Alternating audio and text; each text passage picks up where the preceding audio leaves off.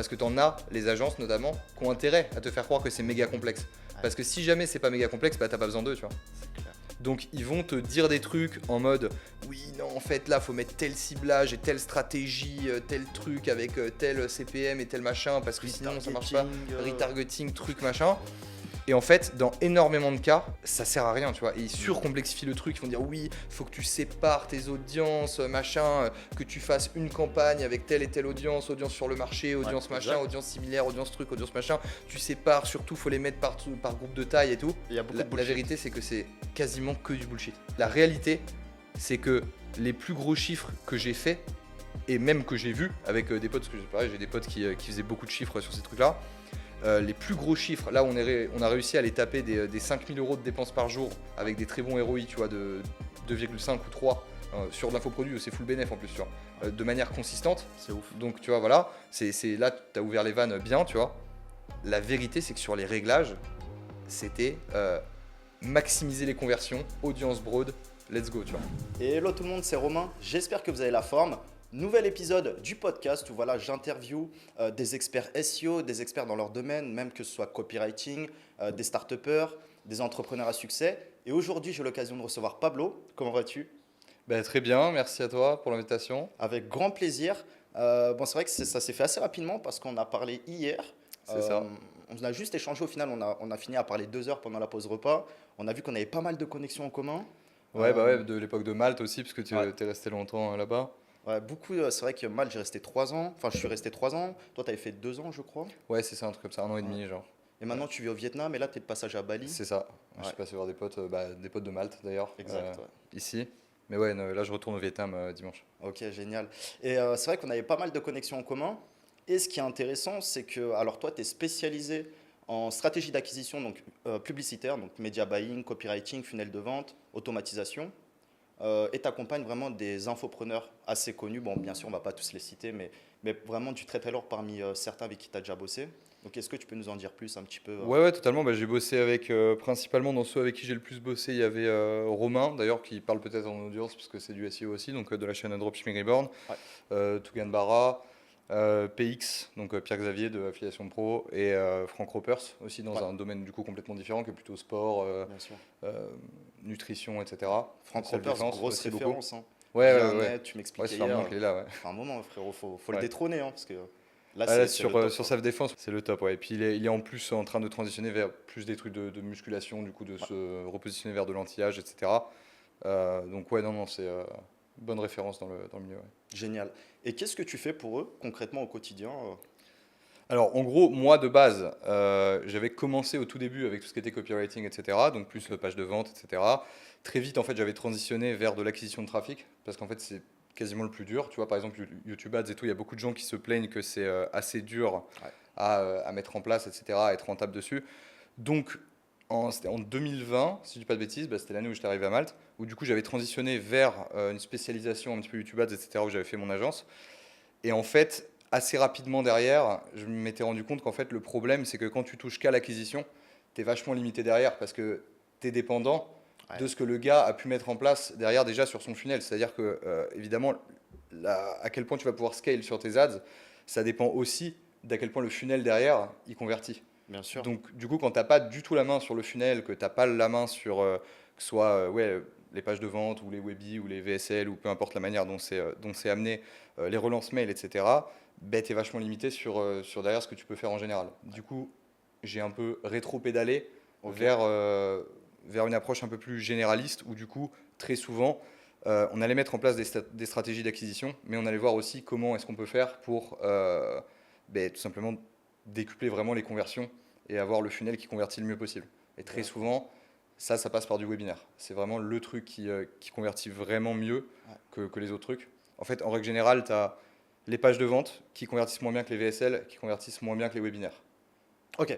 Alors, en termes de conversion du plus faible au plus haut, page de vente, VSL. Donc, Ouais. VSL, c'est vidéo, si tu peux définir un petit peu pour. Ouais, ça veut dire Video Sales Letter, donc c'est en gros l'équivalent d'une page de vente. Ouais. Mais tu sais, tu as sûrement déjà vu, en fait, c'est les trucs où très souvent c'est un espèce de fond blanc avec un texte qui défile et une voix derrière. En gros, c'est comme une page de vente, mais qui est lue phrase par phrase, entre guillemets. Voilà. Et webinaire, du coup, c'est une conférence live ou préenregistrée et diffusée à un moment Voilà. Mais du coup, en fait, quand on passe de l'un à l'autre, on ajoute à chaque fois une couche de complexité. C'est-à-dire que la page de vente, tu n'as que le texte. La VSL, tu as la dimension quand même un peu vidéo où tu dois gérer le rythme parce Ouais. que en général, tu peux pas accélérer. Enfin, tu es obligé de le. Il y a De un tout rythme qui est visionner. imposé, tu vois. Ouais. Alors que page de vente, tu peux lire un peu à ton rythme, tu peux sauter des trucs, c'est trop long, etc. Euh, donc VSL, tu as un rythme qui est imposé. Et après, Webi, non seulement tu as un rythme qui est imposé, mais en plus, tu as une présence humaine qui est vachement marquée. C'est-à-dire que souvent, tu as un présentateur. C'est une Mm. sorte de live, en fait. Donc, Ouais. dans ce cas-là, tu as une dimension supplémentaire que tu n'as pas en VSL. Ok. Donc, à chaque fois, ça rajoute une couche de complexité. Donc, c'est plus dur à faire. Mais potentiellement, tu as plus de levier aussi pour convaincre la personne qui regarde que ton produit, c'est ce qu'il lui faut, tu vois. Donc, D'accord. voilà. Est-ce que en fonction des business, il y a des méthodes de vente, c'est clairement des méthodes marketing de vente, qui sont plus appropriées ou par exemple un webinar peut être approprié autant pour la vente d'un infoproduit, d'une formation, d'un SaaS, parce que je crois que même aux States, ça se fait beaucoup les webinars pour Ouais, vendre ouais, des ouais. SaaS ou autres. Ouais, même pour Euh, des services, trucs comme ça. Service à Ouais, fond, même ouais, pour ouais. du coaching, même pour de l'agency. Est-ce qu'il y a, ça peut se calquer en fait sur tous les différents produits possibles? Ça peut se calquer sur tous les différents produits. Moi, je pense que la détermination de quel type de truc tu dois faire, elle est très souvent liée au prix. Ok. C'est-à-dire que si tu es sur du low ticket, c'est-à-dire, allez, on va dire des produits à 100 euros et moins, voire même peut-être des fois 200 euros et moins, un webinaire, ça risque d'être un peu overkill. C'est-à-dire Mhm. un peu trop, tu vois, un peu too much, quoi. Ouais. Genre, dans le sens où tout le process de webinaire, c'est-à-dire les gens qui s'inscrivent, qui viennent au webinaire, qui assistent au truc, etc., il est quand même assez lourd, tout ce process-là, tu vois. Ouais. Tu vas forcément perdre une partie des gens qui doivent d'abord choisir un créneau, s'inscrire, puis tout le monde ne va pas venir. En général, tu as 30% des gens qui viennent au webinaire, après tu as 50% des gens qui restent à la fin, ou à peu près, bon, ça va dépendre de à quel point ton webinaire il est intéressant ou pas. Ok. Mais tu vas perdre une grosse partie des gens Ouais. que tu as payé pour aller chercher en fait. Donc derrière, il faut que ceux qui restent jusqu'au bout, tu les polarises, parce que c'est quand même des gens qui restent sur une conférence qui fait 1 heure et demie, 2 heures, 2 heures et demie, tu vois, enfin ça peut être des grosses conférences. Donc il faut que ton produit il soit suffisamment cher Bien sûr. pour que ce soit rentable, tu vois. Ouais. C'est entre guillemets, si tu fais moins de ventes, il faut que ton panier moyen il augmente, tu vois. Ouais, ok. Tu vois, Quitte à c'est ce avoir truc-là. 5 ou 10, enfin pour reprendre tes propos, quitte à avoir 5 ou 10% de conversion, autant que ce soit high ticket, alors qu'un produit à 100 balles peut être vendu sur 3 mails et une landing Ouais, page. ouais, exactement, c'est ça. C'est qu'en fait, en page de vente ou VSL, ça, tu peux vendre à peu près le même type de ticket, enfin, le même type de prix sur une VSL ou une page de vente. Là, dans ce cas-là, ouais, tu vas plutôt vendre des produits, tu sais, très souvent, les trucs qui, entre guillemets, historiquement, on se fait un peu pompeux de dire ça, mais entre guillemets, traditionnellement, ce qui se vendait en VSL ou en page de vente, c'était Ouais. pas des produits très chers, tu sais. C'était des trucs en mode des produits à 37 euros ou des produits à 9 euros plus un bump, plus un upsell, tu Ouais. sais, des trucs à abonnement, machin, Comme on etc. parlait hier, dressage de chiens sur les clickbank, les trucs comme ça un peu. Ouais, ouais, bah après les trucs de dressage de chiens, là récemment justement, il y en a qui ont pivoté vers des formations beaucoup plus chères, Ok. qui sont vendues en webinaire, tu Ah vois, qui oui. sont des espèces de formations complètes, etc. Mais oui, en fait, tu as plein de niches dans lesquelles tu avais des produits qui étaient vendus pas cher, mais en réalité, et ça revient un peu à ce qu'on disait juste avant, c'est qu'en fait, c'est pas tellement la niche qui va déterminer le choix de l'argumentaire de vente que tu dois faire, c'est plutôt le positionnement sur cette niche-là, tu vois. C'est-à-dire que D'accord. tu peux très bien vendre, tu vois, très souvent, par exemple dans la niche de la séduction, tu as souvent des espèces de PDF à la con qui coûtent 7 euros, trucs comme Mhm. ça. Mais tu as aussi des gars qui proposent des accompagnements, des Ouais. coachings, des formations vraiment complètes pour te prendre, entre guillemets, tu sais, Mhm. from zero to hero, trucs comme ça. Ouais. Des formations qui vont coûter plusieurs centaines d'euros. Dans ce cas-là, un webinaire peut s'y prêter.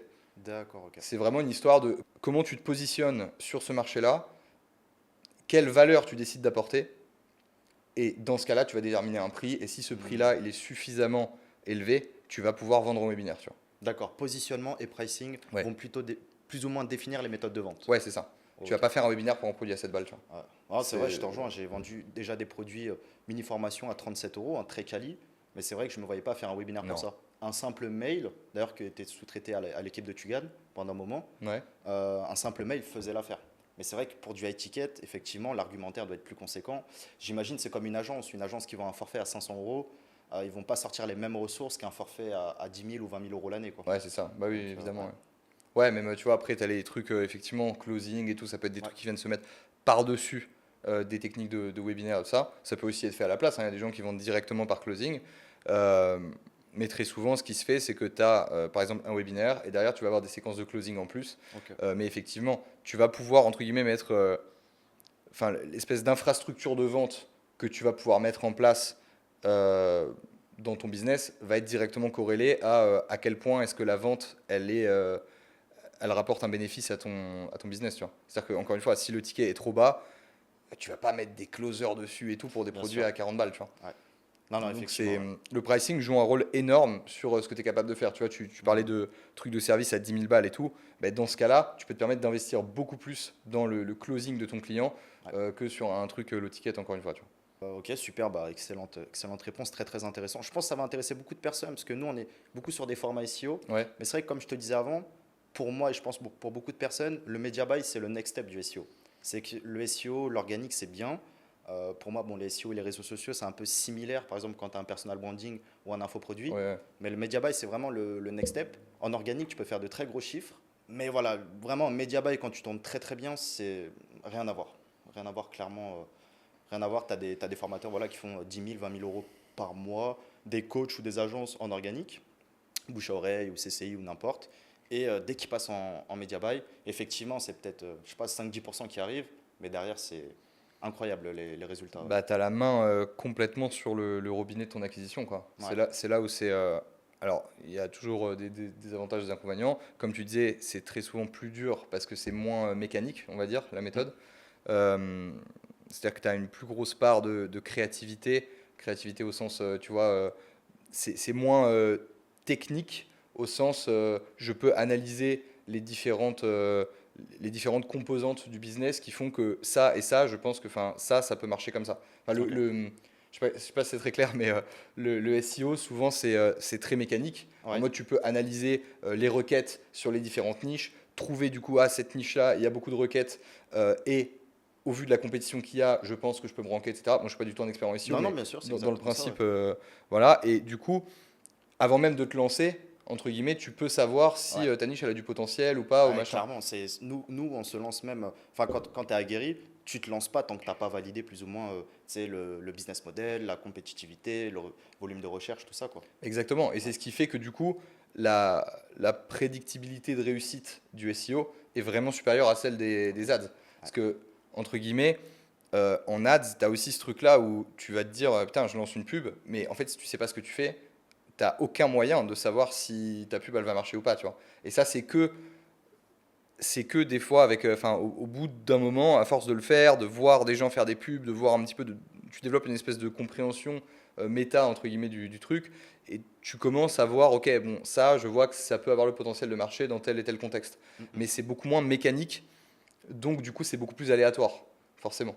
Ok. Donc c'est plus dur de réussir Plus dessus. dur, ouais. Moins de Mais quand tu prédiction. réussis, bah, par contre, tu peux ouvrir Ouais. plein de vannes et tu peux commencer à dépenser des budgets qui sont indécents et qui te permettent de rentrer des milliers et des milliers de leads Ah, on rentre par vraiment, semaine, quoi. comme tu disais, dans la notion de scaling. Ou en Ouais, SEO, bah, quand tu es premier, tu peux pas être, enfin, tu peux être zéro, mais tu peux pas faire plus. Tu vas chercher d'autres mots-clés, etc. Mais tu peux saturer sur des niches ou des micro-niches. Que c'est vrai qu'en pub, bah, quand tu as ton ROI, comme tu disais, plus il y a certaines particularités à YouTube Ads, on pourra en parler après, où bah, tu peux monter en puissance, tu peux scaler, tu connais ton ROI, plus tu dépenses, plus en théorie tu rentres, surtout sur des infoproduits où c'est intéressant. Ouais. ou c'est full marge, ouais, du coup, c'est Mm. ça qui est bien. Bah, c'est ça, en fait, c'est justement tout ce qui est temps d'attention, etc., qui va changer complètement la manière de faire la pub sur le réseau. Par exemple, tu prends des trucs comme Snap, Mm. TikTok, Instagram, etc., c'est des formats qui sont beaucoup plus rapides.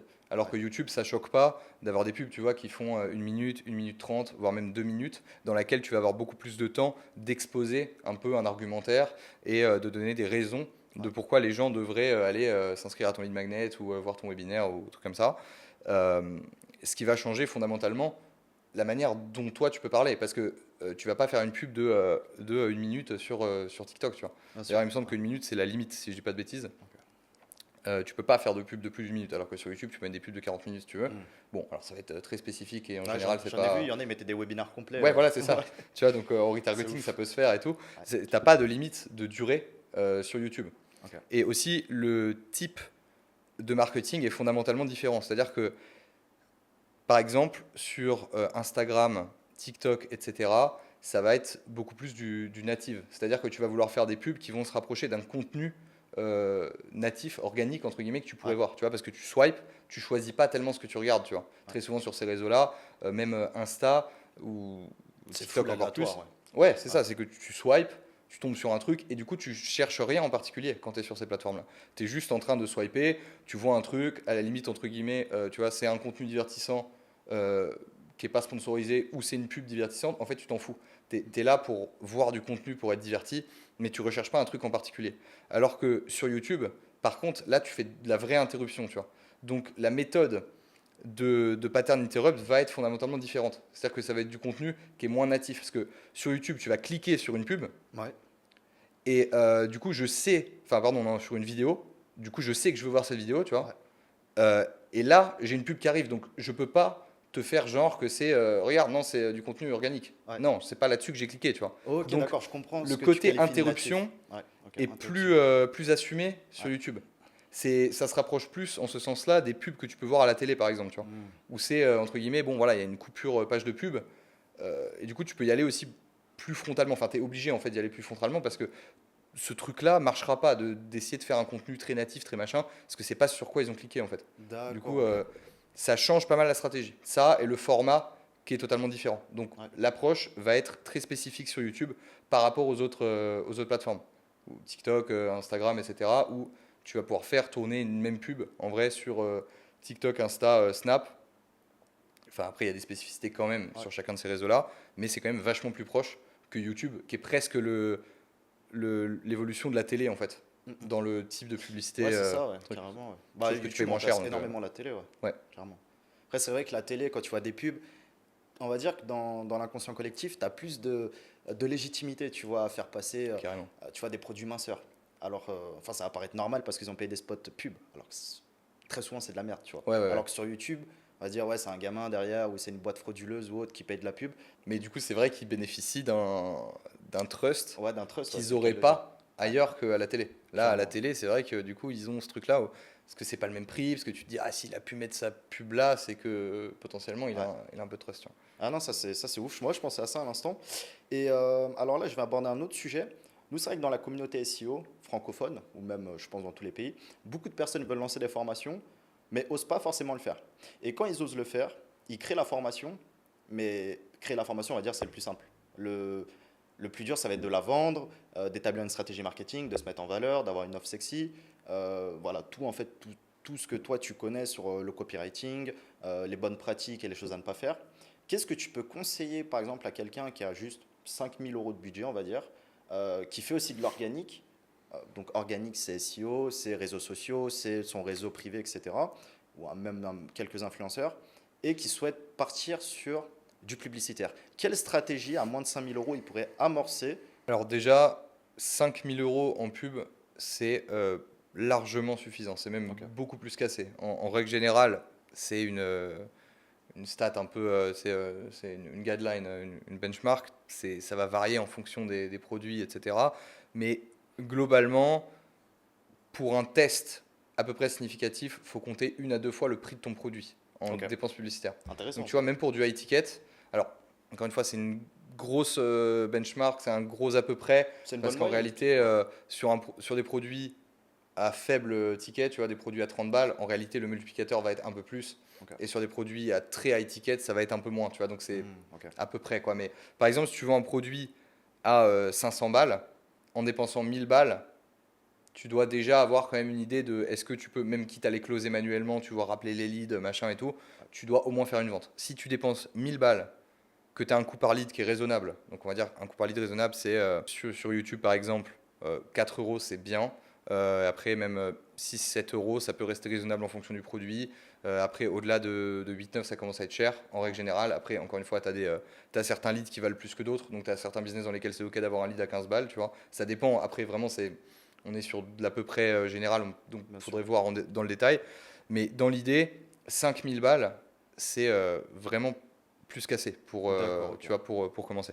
Mais donc, dans ce cas-là, si quelqu'un veut se lancer et transitionner vers donc de la vente de produits d'information, dans ce cas-là, moi je lui conseillerais de partir vers un truc moyen ticket, c'est-à-dire high ticket mais pas trop, tu vois, un truc peut-être entre 300 et 500 balles, tu vois, Ok. disons 500 balles, parce que c'est quand même vachement moins dur à vendre qu'un produit à 1000 balles, mais en même temps, une vente elle est très significative par rapport à un truc, et tu peux essayer de vendre avec des stratégies quand même où tu t'investis un peu, du Ouais. style justement des webinaires, des trucs comme ça, tu vois. Donc L'idée, ce serait d'avoir un produit peut-être à 500 balles pour commencer. Après, tu peux très bien monter le prix, etc. Mais l'idée, c'est qu'il vaut mieux commencer pas trop haut, parce qu'entre guillemets, si ça vend pas avec un prix bas, tu sais que ça vendra pas plus en Bien augmentant le sûr. prix, tu vois. Ouais, Alors complètement. que tu peux toujours avoir le doute dans l'autre sens. Tu peux toujours, si tu commences avec un produit trop cher, une formation à 1000 balles, et que ça vend pas, tu te dis merde, putain, ça aurait peut-être pu vendre si je l'avais mis Ouais. à 500, tu vois. Peut-être qu'il y avait des gens intéressés, ils n'ont pas acheté à cause du prix. Donc vaut mieux en avoir le cœur net, quitte à pas maximiser ton bénéfice dans un premier temps, mais au moins avoir la confiance que ah, il y a des mecs qui achètent ma formation, etc. Maintenant, je peux essayer de monter les prix pour voir si ça, tu vois, si tu doubles le prix, il faut qu'en fait ton taux de conversion soit divisé par juste moins que par deux, tu vois. Ouais. Entre guillemets, si tu doubles le prix et que tu as 25% d'acheteurs en moins, bah t'es gagnant, tu vois. Donc dans l'idée, commencer pas trop cher et après commencer avec des stratégies euh, de webinaire. Moi je trouve que c'est toujours le mieux dans tous les cas.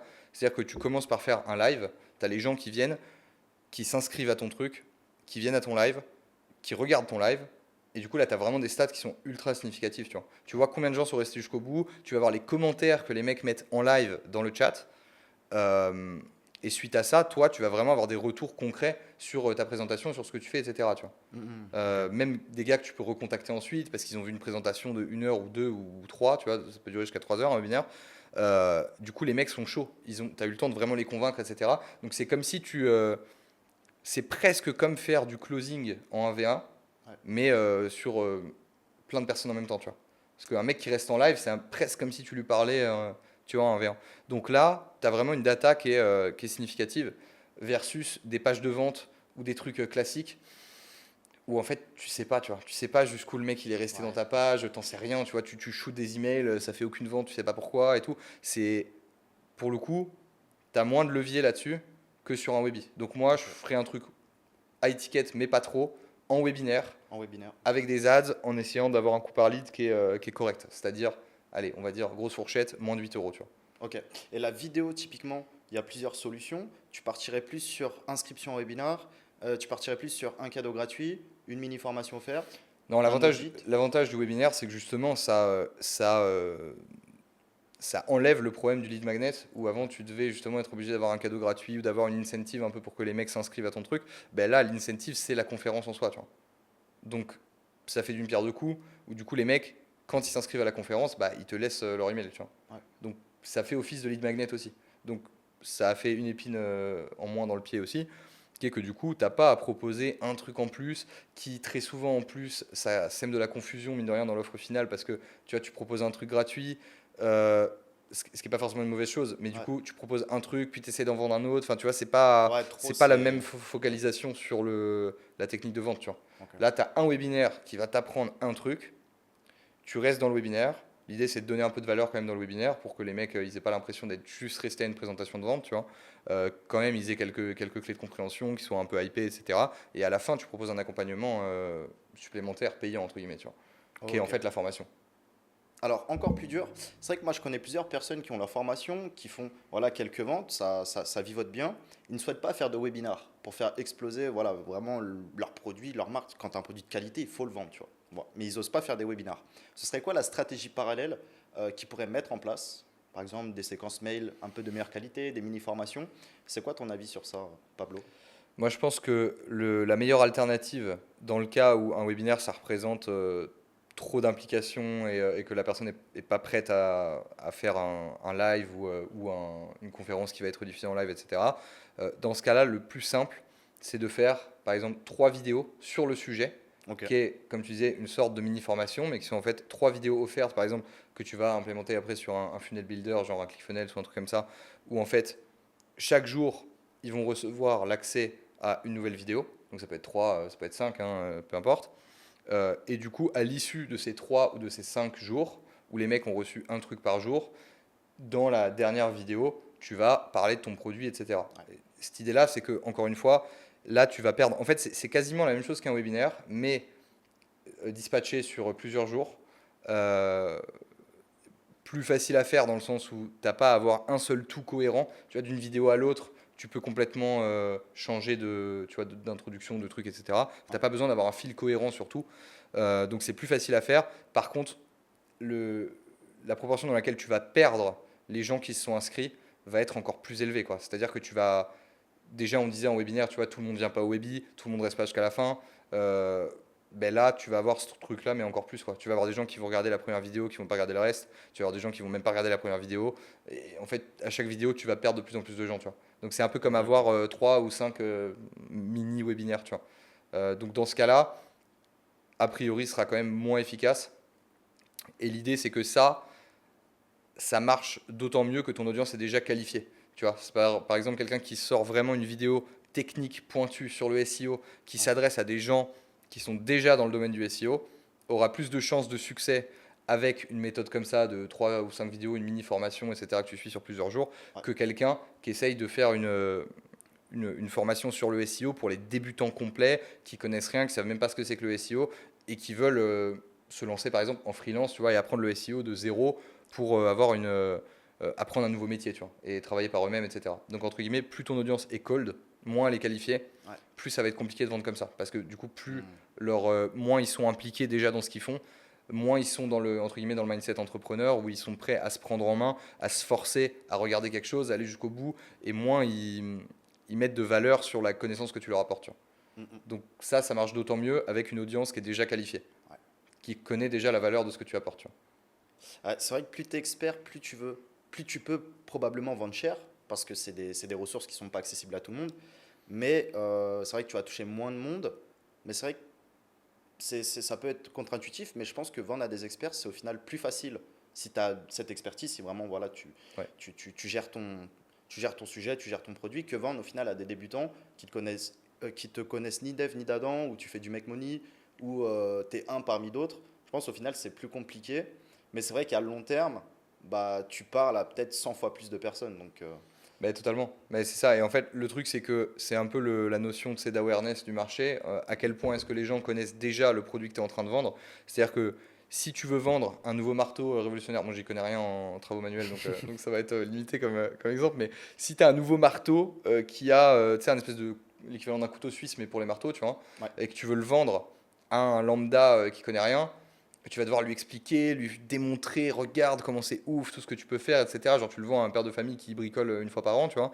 Tu vas devoir vraiment le convaincre, lui dire putain, regarde tout ce que tu peux faire, lui montrer ouais, bien les bénéfices du produit et tout. Tu vas devoir être vraiment dans la réflexion de te dire, ok, comment je lui fais ressentir les bénéfices de mon produit, alors que si tu essayes de le pitcher à un charpentier, t'as même, limite même pas besoin de lui dire les bénéfices. Tu dis incroyable la déjà, métaphore, regarde, il y a ça, incroyable. ça et ça, et le mec tout de suite dans sa tête, il sait, oh putain, ça va être incroyable pour ça et ça, tu vois. C'est exactement ça. Du coup, Ouais. plus le mec connaît Mm.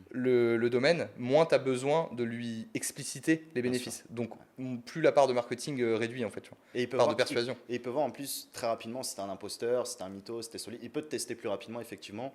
Ouais, ok. Très très bonne métaphore. Exactement, ouais, Ouais, c'est j'adore. Je l'avais pas celle-là. nice. Ok, bon bah comme Voilà. ça c'est très très clair. Du coup, ouais, pour résumer un petit peu, coût publicitaire YouTube, pas besoin de milliers d'euros. On peut se tester assez rapidement pour voilà, peut-être 2 fois le coût du produit, plus ou moins. Ouais, un truc comme ça à peu près. Dans un produit de 500 balles, ce serait à peu près ça, ouais. Inscription sur un webinar ou alors un cadeau gratuit avec des séquences mail. Est-ce que tu peux nous parler, toi, un peu plus personnellement, dans ta carrière, parce que je pense que tu as fait pas mal de gens, tu as accompagné pas mal de gens, tu connais du monde. Ça a été quoi ton premier gros succès, on va dire? Peut-être semé aussi d'embûches, d'échecs temporaires, mais qui au final s'est bien terminé. Est-ce que tu peux nous donner peut-être une anecdote, un truc qui a bien fonctionné, tu t'es dit, putain, en fait, c'est une tuerie ce que je fais, je peux accompagner un tel, un tel, un tel, je peux gagner tant, je peux leur faire gagner tant, si t'as une idée. Bah alors, en fait, moi, au tout début, je m'étais lancé sur des sites personnels, etc. J'avais fait le tout premier site que j'avais fait, c'était un site de maths, tu vois, pour essayer qui s'adressait aux élèves qui étaient bons en maths et qui voulaient aller plus loin que le programme du lycée, etc. Bon, le genre de fausse bonne idée, tu sais, quand tu viens d'arrêter les études et que tu fais putain, qu'est-ce que j'ai comme compétence, qu'est-ce que je peux faire, tu vois. Grave. Mais le truc, en fait, qui, businessment parlant, a vraiment aucune compétence. Malheureusement, dans l'éducation traditionnelle en France, il y a vraiment très très peu d'argent à aller chercher. Mm, mm. Enfin, c'est vraiment, les gens ont vraiment du mal à payer pour l'éducation. Déjà, tu le vois dans le business, alors que c'est des trucs, tu vois, qui peuvent vraiment t'apprendre des trucs qui vont pouvoir te rapporter de l'argent derrière. Bien sûr. Déjà, les gens, ils sont là en mode, ils veulent pas payer, mais alors quand c'est de l'éducation traditionnelle, tu sais, on a été conditionné à ce que ce soit gratuit et tout, ça doit le rester. Donc, Mm, mm. bon, fausse bonne idée. C'est un truc qui aurait probablement jamais marché. Mais bon, ça m'a mis un peu le pied à l'étrier, ça m'a fait découvrir un peu le monde du marketing, du copywriting et tout. Et du coup, après, j'ai découvert, j'avais un pote qui était anglais, qui bossait chez Agora, donc qui était chaud en tout ce qui était Copywriting. copywriting et tout machin, qui m'avait filé un accès à une formation Facebook Ads et tout ça. Donc les tout premiers trucs que j'avais fait, c'était vraiment copywriting, Facebook Ads, et j'avais eu la chance de travailler avec des mecs qui étaient vraiment chauds dans ce qu'ils faisaient. Et du coup, c'est en bossant, en faisant des petites missions, tu sais, j'avais 19 ans, je venais d'arriver au Vietnam, machin et tout, euh, et c'est en faisant des petites missions avec des gars qui pesaient en fait, que j'avais rencontrés sur place et que j'avais rencontrés après en distanciel et tout, Ouais. via justement des gars que j'avais rencontrés sur place. Euh, c'est un peu en observant ce milieu-là que j'ai eu la chance du coup d'être formé et de voir, putain, mais en fait, il y a des opportunités de ouf, tu vois. Grave. Et du coup, j'ai transitionné très vite en fait de Facebook parce que Facebook, le problème c'est qu'on se fait ban très très vite pour aucune raison, tu vois. Surtout à l'époque, là, ils ont lâché un peu de laisse là. Il me semble que c'est plus facile d'en refaire maintenant. Mais à l'époque, c'était tu te faisais vraiment ban pour aucune raison.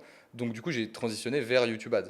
Et il y avait personne quasiment qui faisait du YouTube Ads à l'époque, tu vois, c'était en 2019. Euh, c'était vraiment tout le monde jurait que par Facebook et tout. Exactement. Et du coup, YouTube, il y avait vraiment un boulevard, tu vois. Et du coup, j'ai commencé à bosser sur YouTube d'abord en faisant des petites missions, etc. Et en fait, très très vite, ça a cartonné, quoi. Parce qu'en fait, les leads, ils n'étaient pas forcément beaucoup moins chers que sur Facebook, mais par contre, le trafic était beaucoup plus qualifié, quoi. Ouais. Et du coup, ça vendait beaucoup mieux. Et très vite après, j'ai appris l'existence des webinaires, des trucs et tout. J'ai vu à quel point ça cartonnait. Et vraiment, c'était sans commune mesure avec ce que j'avais étudié précédemment, c'est-à-dire les trucs en mode page de vente, VSL, machin. Les webinaires, c'était des trucs où Tout s'est tu pouvais assemblé. envoyer de malade, quoi. Enfin, c'est des trucs. Ah, Tu t'as peux vu envoyer plusieurs l'opportunité milliers d'euros directe. par jour, ouais, et être rentable sur du ROI de 2, 3, 4. Enfin, Mm, mm. et sur le long terme, tu vois. Genre pas C'est juste ouf. sur une semaine, tu vois. Ouais. Donc, c'est des trucs vraiment. Tu peux avoir des taux de conversion de malade, quoi. Sur des produits high ticket de 1000 balles, tu vois. 1000 balles et plus. Ouais, ce que tu me disais hier, C'est un c'est truc de que fou, quoi. même l'objectif, si ça marche bien, c'est que ta campagne de publicitaire, par exemple, de 10 000 euros, elle soit remboursée 48 heures, 72 heures Ouais, après, c'est quoi. ça, même 24 heures après, ouais. En fait, 24 le heures soir après. même. Ouais. Alors, en vrai, tu sais, comme je te disais, souvent on laisse le choix entre le soir et le lendemain. Mm, mm. Mais du coup, en gros, dans les ça 24 à 48 heures max, ton truc, il a. Enfin, t'as mis 10 000 balles, t'as récupéré 20 000, tu vois. Mm, mm. Donc, c'est vraiment l'objectif, quoi. C'est que chaque jour, tu récupères ce que t'as mis la veille. Et du coup, t'as pas de problème de trésorerie, ça s'enchaîne super vite.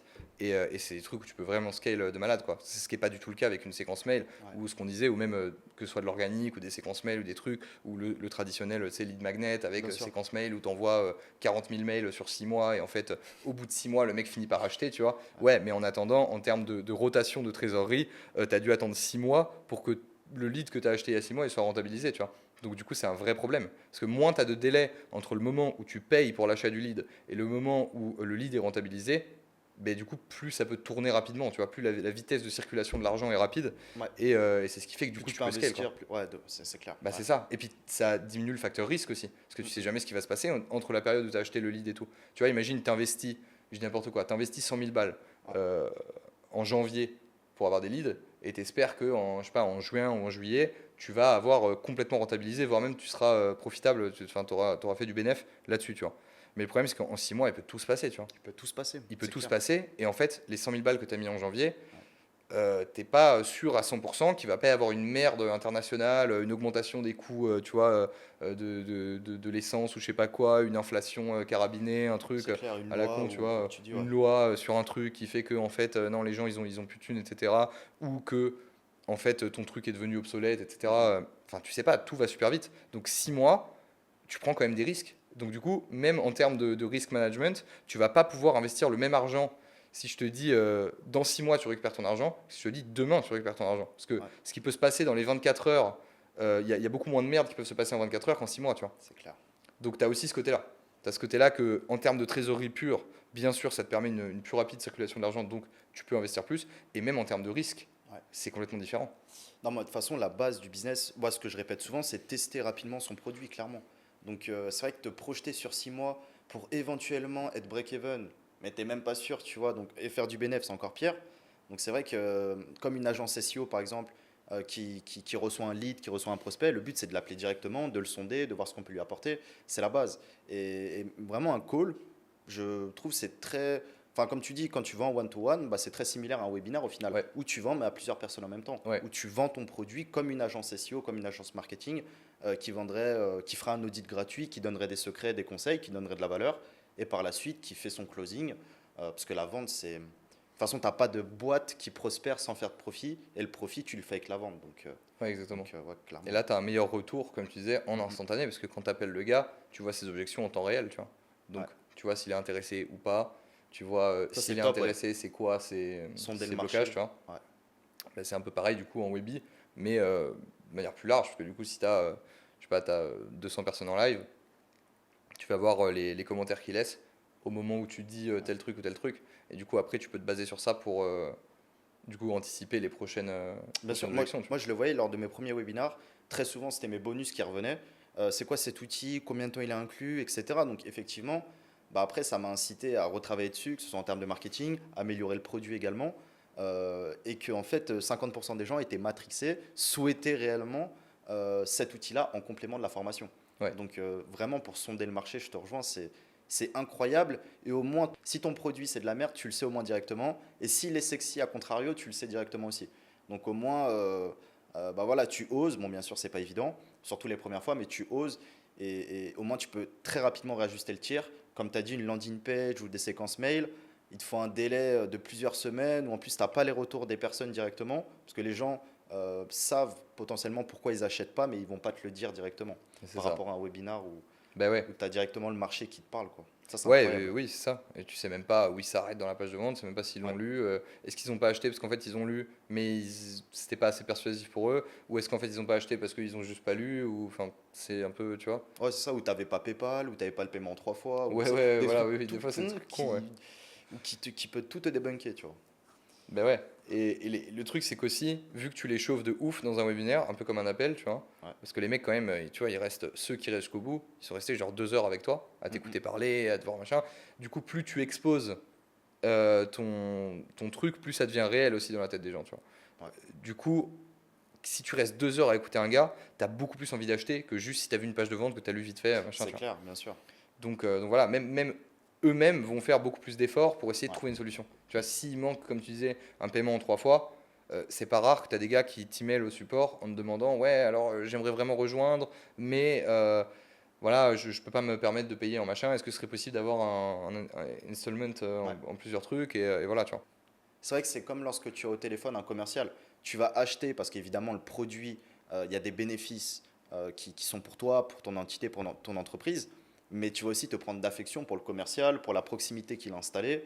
Un vendeur, un commercial, il doit mettre ça en place. On va pas se cacher. C'est de la négociation, c'est de la vente, c'est de la séduction. Donc, euh, donc c'est vrai Ouais, que tu vas carrément. aussi acheter pour le formateur, pour la sympathie. Au contraire, s'il a des idées très arriérées, bah, ça va te bloquer. Donc, euh, donc ouais, c'est vrai que 2 heures avec quelqu'un à l'écouter, bah, de toute façon, c'est du temps d'attention. Et le temps d'attention, ça a énormément de valeur. Exactement. Ouais. Ouais, exactement. Et là, tu mets le doigt sur un truc qui est aussi très important dans les webinaires, c'est qu'en fait, tu les bloques vraiment pendant 2 heures, tu vois. Mm, Alors que, par exemple, là où une VSL, tu as ce côté où, bon, je regarde la vidéo maintenant, VSL ou pas d'ailleurs, hein, ça pourrait être, tu vois, le côté de la formation qu'on avait dit la dernière fois, enfin juste avant, le truc de 3 ou 5 vidéos ouais, que tu donnes, tu vois, pour que les gens, etc., machin. Le problème qui va se passer, c'est qu'effectivement, avec le webinaire, tu as un peu ce côté où c'est maintenant ou jamais, tu vois. bien C'est sûr. c'est un live, c'est soit tu écoutes le savoir que je vais donner maintenant, soit il sera parti à jamais. Donc tu as un côté scarcity déjà Ouais, qui est inhérent au truc, que tu n'as pas avec des vidéos, parce que des vidéos, ça a beau être super qualitatif, je les ai, je pourrais les regarder plus tard, tu vois. Donc, tu vois, tu as ce côté-là aussi où le webinaire, c'est non, putain, maintenant, je dois rester là, je dois écouter, j'ai pas le choix, tu vois. bien sûr. Changement de sujet.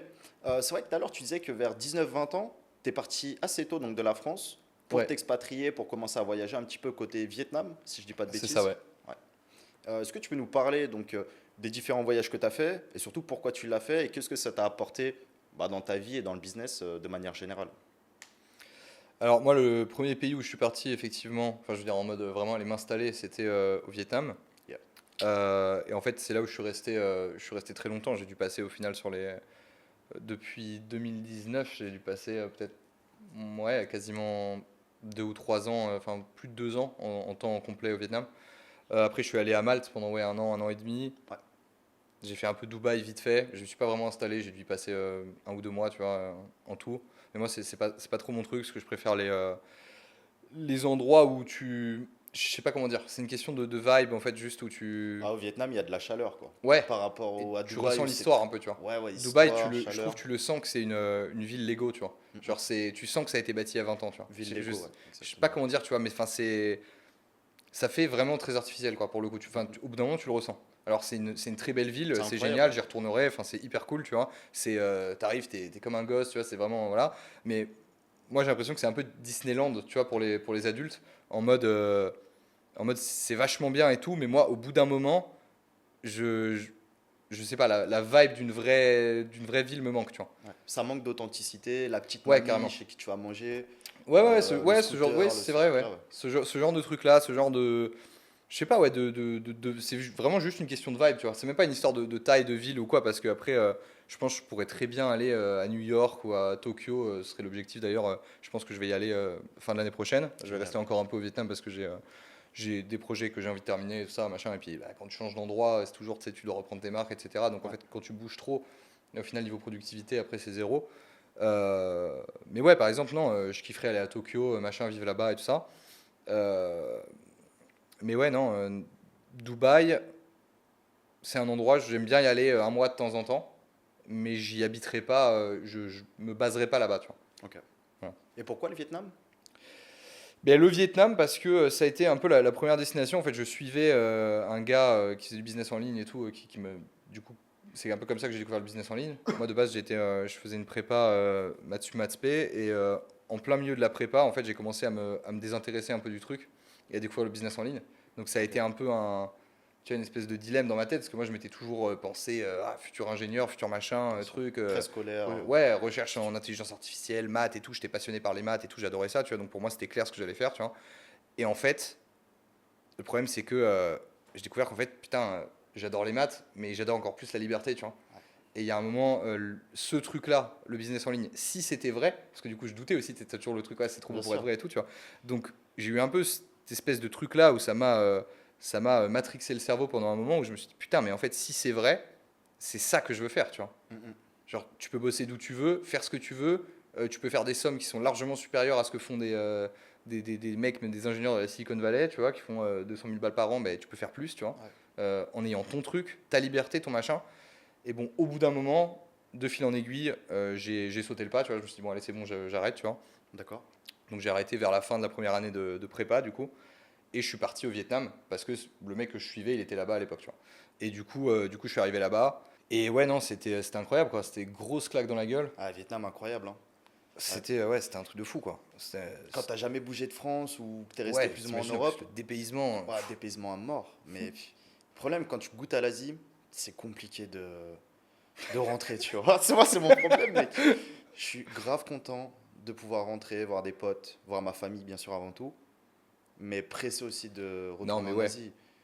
Bah, de toute façon, le business, moi, je te rejoins, c'est avant tout le profit et tout, c'est secondaire, c'est challenge, c'est des chiffres. Mais c'est avant tout la liberté, le fait de pouvoir kiffer, de backpack, digital nomade. Tu peux te poser 10 ans comme tu peux te poser 10 jours. Voilà, c'est un kiff. Et ouais, la liberté, mais c'est vrai que l'Asie, je pense que toi, si tu restes là aussi, c'est que tu affectionnes beaucoup. L'aspect chaleur, le smile, personne fait la gueule. Même s'ils ont des gros problèmes, des vrais problèmes, ils sont souriants, ils charbonnent. Ouais, Enfin carrément. voilà, ils dédramatisent à leur manière. Ils n'ont pas des problèmes de riches comme moi ou plein d'autres pourraient avoir, quoi. Enfin, Non, mais de c'est vrai que riches, des problèmes le. de privilégiés, si Ouais, je peux ouais, dire. totalement. Non, non, mais ouais, c'est vrai. Et en fait, effectivement, moi, les plus grosses claques que j'ai prises, c'était en discutant avec des Vietnamiens, où en fait, ouais, comme je disais, ils ont tous les problèmes du monde. Ouais, T'es là, t'écoutes leur histoire, tu fais, waouh, sérieux? Et en fait, enfin, limite, toi, t'es plus mal qu'eux en écoutant leur histoire, tu c'est vois. clair, Et eux, en fait, ils sont là, ouais, mais bon, à un moment, faut aller de l'avant, c'est ça. machin, tu vois. Bah, en plus, on en a parlé hier. Bah, c'est pour ça qu'on a aussi bien matché entre Vietnam. Je t'avais dit que ma grand-mère elle était née au Ta grand-mère, Vietnam. Elle a fait 7 ans de prison, mec, pendant la guerre, tu vois. Donc, ah, putain, ça, je savais pas, de pardon. 7 ans à 14 ans. Donc, tu te dis, elle est venue De en 7 ans à France. 14 ans? Ah, c'est chaud, hein. Prison au Vietnam? Prison au Oh Vietnam, la tu vache. sais, c'était Ouais, pendant putain. la guerre. Et après, vu qu'elle avait un peu de sang français, son père avait un peu d'argent, donc ils ont pu bouger en France, migrer en France. Mais c'est vrai que putain, ça, c'est des vrais problèmes, tu vois. Et à son âge, bah, moi, j'étais bien, je jouais au billes, je jouais tranquille. Et c'est vrai qu'on n'a pas eu tous le même Non, vécu. non, on n'a vraiment pas eu le même vécu, Ouais. ouais. Et ouais, le Vietnam, excellent pays avec cette culture française maintenant même C'est qu'ils vrai, hein. revendiquent, qu'ils assument, tu vois, ils Ouais, sont pas là à balayer cette culture française, ils jouent avec. ouais. C'est pour ça à chaque fois tu as mentionné, enfin, tu as toujours le terme café par exemple qui est mentionné, plein de trucs comme ça qu'ils ont gardé, Il y a qui plein est de hyper mots, même agréable. ils disent allô quand ils Ah ouais, décrochent le allô, téléphone. Ouais, ouais. incroyable. C'est longtemps, bon, avec un accent vietnamien, tu vois, Ouais, mais quand ils décrochent, ils disent allô, ouais. Du coup, c'est marrant parce qu'en fait, tu il y a m'étonnes. qu'en France et au Vietnam où les gens disent allô, tu sais. C'est hyper random comme mot, tu vois. Mais ouais, non, c'est vrai que tu as ce côté-là où c'est assez incroyable. Et l'Asie en général, Ouais, c'est les incroyable. Asiatiques ont une résilience face à la vie que pour le coup, tout le monde devrait apprendre, tu vois. Mm, mm. Moi, c'est comme, par exemple, bah, du coup, j'adore le Japon. Ma copine est japonaise d'ailleurs. Du coup, je suis en train d'apprendre le japonais. Et le but, ce serait d'aller m'y installer. Donc, j'attends un peu parce que bon, c'est quand même assez compliqué comme langue à apprendre. Là, j'ai commencé il n'y a pas très longtemps. Ouais. Mais du coup, j'ai envie d'être capable de savoir parler japonais avant d'aller au Japon, tu vois. Ça, Pour c'est vraiment ouf. avoir Ça, le j'avais full pas package, tu compris. vois. Ouais, j'avais pas compris. Tu me disais que tu étais au Vietnam, tu apprenais le japonais Oui, c'est ça. avant d'aller au Japon, mais Ouais, j'avoue que c'est bien, au moins c'est ben ouais, smart. ouais. Tu te prépares, c'est vraiment un vrai Je veux le voyage. full package. Ouais, Je veux l'expérience immersive, parce qu'en fait, si tu parles pas la langue, t'es juste un touriste, tu vois. c'est vrai. En fait, c'est. Tu vois, et déjà, rien que le truc de. Même là, à mon niveau, où en vrai, tu vois, vas-y, je parle pas, tu vois, mais je peux juste dire quelques phrases, quelques trucs, comprendre quelques trucs. Rien que déjà, parce qu'en fait, au Vietnam, à Saigon, il y a beaucoup de restaurants, de bars japonais. Enfin, il y a vraiment énormément de japonais. La Ouais, communauté japonaise est assez développée. Du coup, j'ai pas mal de potes japonais là-bas. ok. Et du coup, des fois, très souvent, on va dans des bars japonais où en fait, il y a que des japonais, tu vois. C'est Hmm, vraiment, on se croirait limite au Japon. Le bar, c'est japonais, le barman est incroyable. japonais, tous les clients sont japonais. Moi, je suis le seul non japonais du truc, tu vois. Même pas le Ok. seul européen, genre vraiment le seul non japonais. Tu vois, enfin, c'est vraiment. Et du coup, des fois, j'arrive dans un truc comme ça et juste, je dis une phrase ou un truc et tout de suite, ils ont une espèce de réaction en mode, oh, truc de ouf, tu vois, il Ouais. a parlé japonais, tu vois. Ils Et du coup, s'intéressent à notre juste avec culture, des petites quoi. phrases. Ouais, Ouais, c'est ça. Et ils sont tout de suite trop contents, c'est ouf. trop ouverts. Enfin, tu vois vraiment. Alors, de toute façon, ils sont très sympas, tu vois. Mais quand en plus tu fais l'effort d'essayer de parler leur langue, Ouais. putain, ils sont hyper ouverts, tu vois. Et ça, c'est incroyable. Donc, j'ai envie d'aller au Japon et de pouvoir parler couramment, tu vois. Genre vraiment bien, pas juste baragouiner trois phrases, savoir demander mon chemin et tout, tu vois. Ah, Donc, tu veux voilà. vraiment être préparé. Ah oui, c'est pas du small talk, c'est Ouais, non, vraiment. non, non, non, Ok. c'est vraiment, je veux savoir parler conversationnel, tu vois, en mode. Pour la drague? Non? Non, même pas Je en déconne. plus. Et le Japon, tu penses y rester combien de temps? Quelques mois comme ça pour le kiff ou. Bah, je sais pas, en vrai, faut que je vois comment je m'y sens, parce qu'après, moi, tu sais, on a tous le, Bien le- sûr. le fantasme un peu du Japon aussi avant d'y Fantasme aller. incroyable en vrai. Après, la plupart des gens que je connais qui y sont allés m'ont dit que c'était quand même incroyable, tu vois. Ouais. Donc je pense, non, je pense y rester des mois, voire des années, tu vois. Ok, d'accord, Après, on donc verra, hein, on vraiment sait choix. jamais de quoi est fait demain, tu sais, Bien le sûr, bien truc, sûr. autant en fait demain, je pars dans un nouveau projet et je me dis, putain, en fait, faut absolument que j'aille aux US pour le bien de ce projet, tu vois. Ouais, C'est aussi la liberté dont on parlait avant, c'est qu'en fait, c'est vrai. tu vois, tu peux très bien te poser à un endroit. Autant je vais au Japon, je me dis putain, mais en fait, je suis trop bien ici, je veux plus jamais bouger de cet endroit-là. C'est une possibilité bien probable. Autant j'y reste 2 ans et puis après je vais je sais pas où. Enfin, tu vois, je sais pas. Mais dans tous les cas, j'ai envie de faire bien les choses, tu vois, et de Ouais. vraiment savoir bien parler japonais avant d'y aller, tu vois. Ouais, ça a l'air incroyable le Japon. Par rapport au voyage, comment tu fais pour allier business, donc pour les connexions, si ça c'est top, mais tu sais, productivité, parce qu'en soi, bon, les résultats viennent de la productivité, le réseau et tout, c'est du bonus, mais le travail avant tout. Comment tu arrives à gérer tout ça Est-ce que surtout c'est bénéfique? Ben, moi, en fait, ce que je disais, c'est qu'en fait, je pense que, entre guillemets, voyager, je le fais pas beaucoup. Tu vois, ce truc-là d'aller vadrouiller, Ouais. machin, d'aller passer une semaine là et tout. En vrai, c'est d'ailleurs un peu paradoxal, mais je suis très casanier à l'endroit où je suis. C'est-à-dire que, Mm. comme je t'ai dit, là, sur les 4 dernières années, en fait, j'ai passé genre un an et quelques à Malte. Et sinon, j'étais au Vietnam quasiment tout le temps, tu vois. Ouais, je suis Ouais. repassé en France voir la famille, les potes et tout de temps en temps. Mais globalement, je reste au même endroit parce que j'ai vraiment du mal à être productif si je suis pas dans un cadre hyper défini, tu vois. Genre, j'ai mon habitude, mon truc, tu vois, ma salle de sport, l'endroit où je vais manger tout le temps, le machin, les potes que je vois, Ouais. enfin les mêmes potes, etc. Mais en fait, ma vie au quotidien, elle est presque chiante, tu vois. C'est en mode très mécanique, très machin, très millimétré. Ouais. Parce que sans ça, je peux pas être productif, tu vois. C'est vrai. J'ai vraiment du mal à me. Enfin, tu vois, il y a des gens qui ont cette capacité-là, qui est d'ailleurs assez admirable, où en fait, peu importe où ils sont, tu as l'impression que les mecs, ils bougent pas dans leur. Tu sais, ils sont réglés comme une horloge, ils se lèvent à la même heure. Les mecs, ils ont pas de salle, ils s'en branlent, ils vont au truc de street workout, ils font le meilleur training qu'ils aient fait. Les mecs, tu sais, ils sortent 3 fois par semaine alors qu'ils viennent d'arriver à un endroit et puis en fait, ça change rien à leur productivité. Ouais. Moi, en vrai, non, tu vois. Moi, si je change vraiment complètement d'endroit, je vais avoir une phase où je suis beaucoup moins productif que ce soit enfin, à tous les niveaux, tu vois. Ouais, je te rejoins. Non, non, mais ce truc-là, c'est un peu fantasmique de. Enfin, en tout cas, j'en connais pas qui, tu sais, qui Il y en a sortent peu. beaucoup, qui sont bons dans le Ouais, ouais, non, il y taf, en a qui peu, arrivent ouais. à être smart. Ouais. Toi, de toute façon, c'est la balance, hein. Si tu compenses un peu, tu perds toujours d'un côté. Mais je te rejoins le fait de bouger un peu trop. Effectivement, tu perds cette routine-là. Ouais, de ouf. Donc, moi, justement, je voyage pour casser la routine. Mais c'est vrai qu'il n'y a rien de mieux que d'être un an dans le même bureau, à faire les. Enfin, à bosser, à faire ce même truc. Après, le voyage, moi, ça me donne de l'inspiration. Tu vois, je marche beaucoup à l'émotionnel, aux idées, à l'inspi. Et c'est vrai que bouger solo dans un pays, ça peut me donner deux, trois idées de projets, deux, trois idées de personnes avec qui faire des connexions. Donc Ouais. ça, c'est cool. Non, ça, à ce niveau-là, je Mais suis tu peux complètement pas d'accord. faire que ça aussi, ouais. Ouais, ouais, ouais. Ouais, c'est presque un truc de R&D, c'est Ouais, de recherche et développement. En mode, à un moment, oui, tu te permets d'aller un peu bouger et puis de changer d'idée. Mais le grave. reste du temps, faut juste charbonner et machin. Mais ouais, non, non, je suis d'accord. Par contre, ça peut vraiment élargir les horizons. Et ouais, non, non, il y a vraiment un côté ultra positif. Tu comprends vraiment mieux les choses quand tu découvres aussi d'autres Bien endroits, sûr, quoi. bien sûr. Après, en plus, moi, je suis beaucoup vie aujourd'hui, on verra demain, tu vois. Ouais, Donc, ça peut être très positif comme négatif. Pour ceux qui attendent de moi, tu vois, planifier des projets sur des mois, sur des années, ça, c'est très compliqué, tu vois. Mais effectivement, aujourd'hui, on se donne à fond pour kiffer le moment présent. Et c'est vrai que bah, je me force à voyager aussi parce que tout peut terminer, tu vois, que ce soit la vie, le travail, le business. Enfin voilà, on n'est pas éternel. Et le voyage, bah, c'est tellement bien que allier business, profit, entraide ou voilà, un truc qui fonctionne bien où tu es stable, où t'es passionné et voyager, c'est incroyable quoi. ouais, non, de Pas malade. voyager ou juste faire comme tu dis, être dans l'endroit Juste où tu bouger. veux, juste bouger, ouais. Et moi, c'est con, mais tu vois, en fait, il y a un truc aussi qui est que. Je parlais du fait que j'adore la liberté tout à l'heure. Et en fait, ce qui est drôle, c'est que moi, rien que de savoir que j'ai la liberté de faire un truc, Ouais, dans la plupart des cas, ça me suffit. J'ai même pas besoin de la consommer, entre guillemets, la ouais. liberté, tu Tu as le choix. vois. Ouais. Donc si tu as le choix, Il y a vraiment ce bah truc-là, tu vois, genre par exemple, je pourrais très bien rester comme ça pendant 1 heure.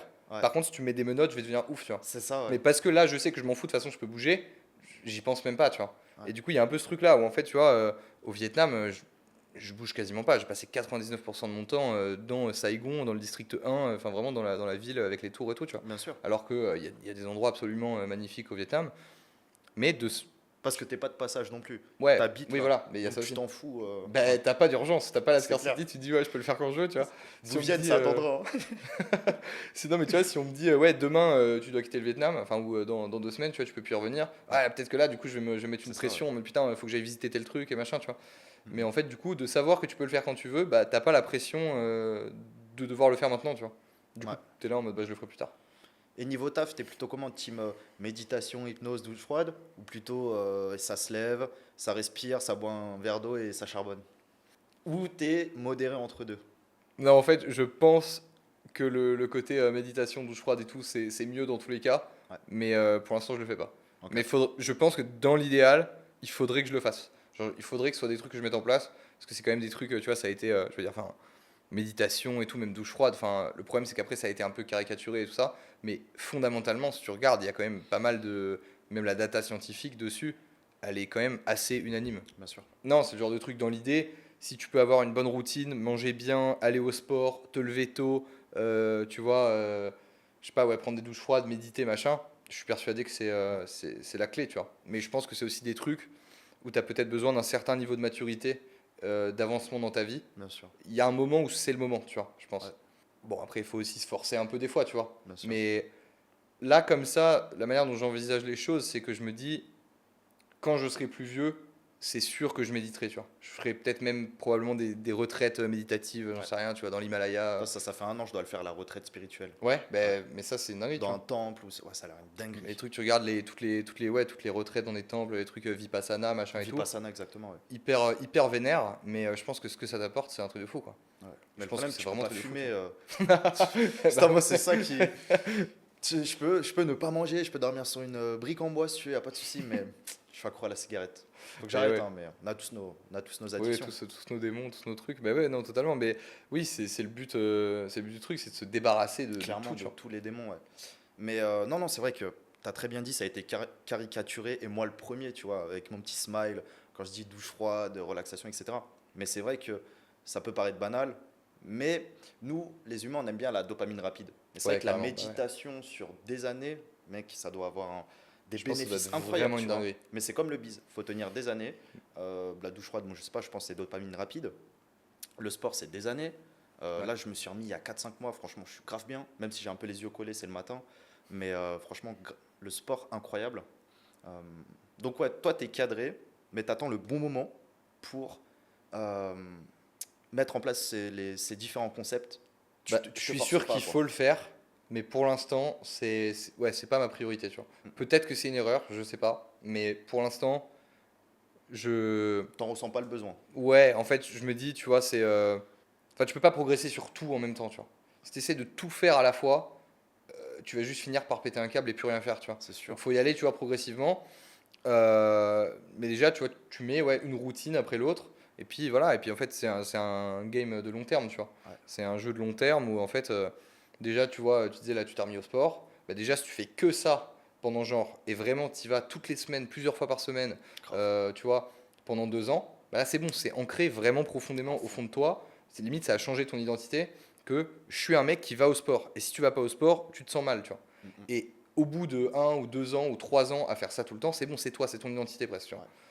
Et, euh, et là, tu l'as ancré. Mais si tu fais ça pendant 6 mois, et puis après tu essaies de mettre plein d'autres trucs, et puis tu te dis, attends, je vais me lever à 5 heures du mat, et puis en fait, je vais prendre tu vois, douche froide, et puis je vais faire ça et ça et ça. Et si tu essaies de trop griller les étapes et d'aller trop vite, Ouais. ben, du coup, en fait, tu vas juste finir par tout laisser tomber au bout d'un moment. Tu vas juste péter un câble, te dire, allez, c'est bon, ça va, et puis tout arrêter, tu vois. Ah non, c'est le problème. L'humain, il veut tout faire. Il veut des résultats Bah, comme tu rapides. disais, on veut de dopamine rapide, donc on veut tout Dopamine maintenant, rapide. tu vois. Ouais, c'est Tu veux clair. devenir de là où t'es, tu veux devenir David Goggins demain, mais ça marche pas comme ça, tu vois. C'est exactement ça. Ça marche vraiment pas comme ça. Enfin, c'est En tout cas, l'idée d'identité, c'est vrai que le business, ça change un homme. carrément. Euh, Ça change un homme, ça épanouit, ça te fait rencontrer des gens incroyables. Que tu sois successful ou même que tu aies 1 ou 2 ans de business, même s'il n'y a pas beaucoup de profit, tu dédies ta vie à un art, à quelque chose sur lequel tu crois, sur lequel tu te réveilles tous les jours, qui te motive. Et ça change un homme, moi le premier, tu vois. Et Ouais. le sport aussi, je te rejoins. Le sport aussi, ça change un homme, clairement. Ça change beaucoup de choses.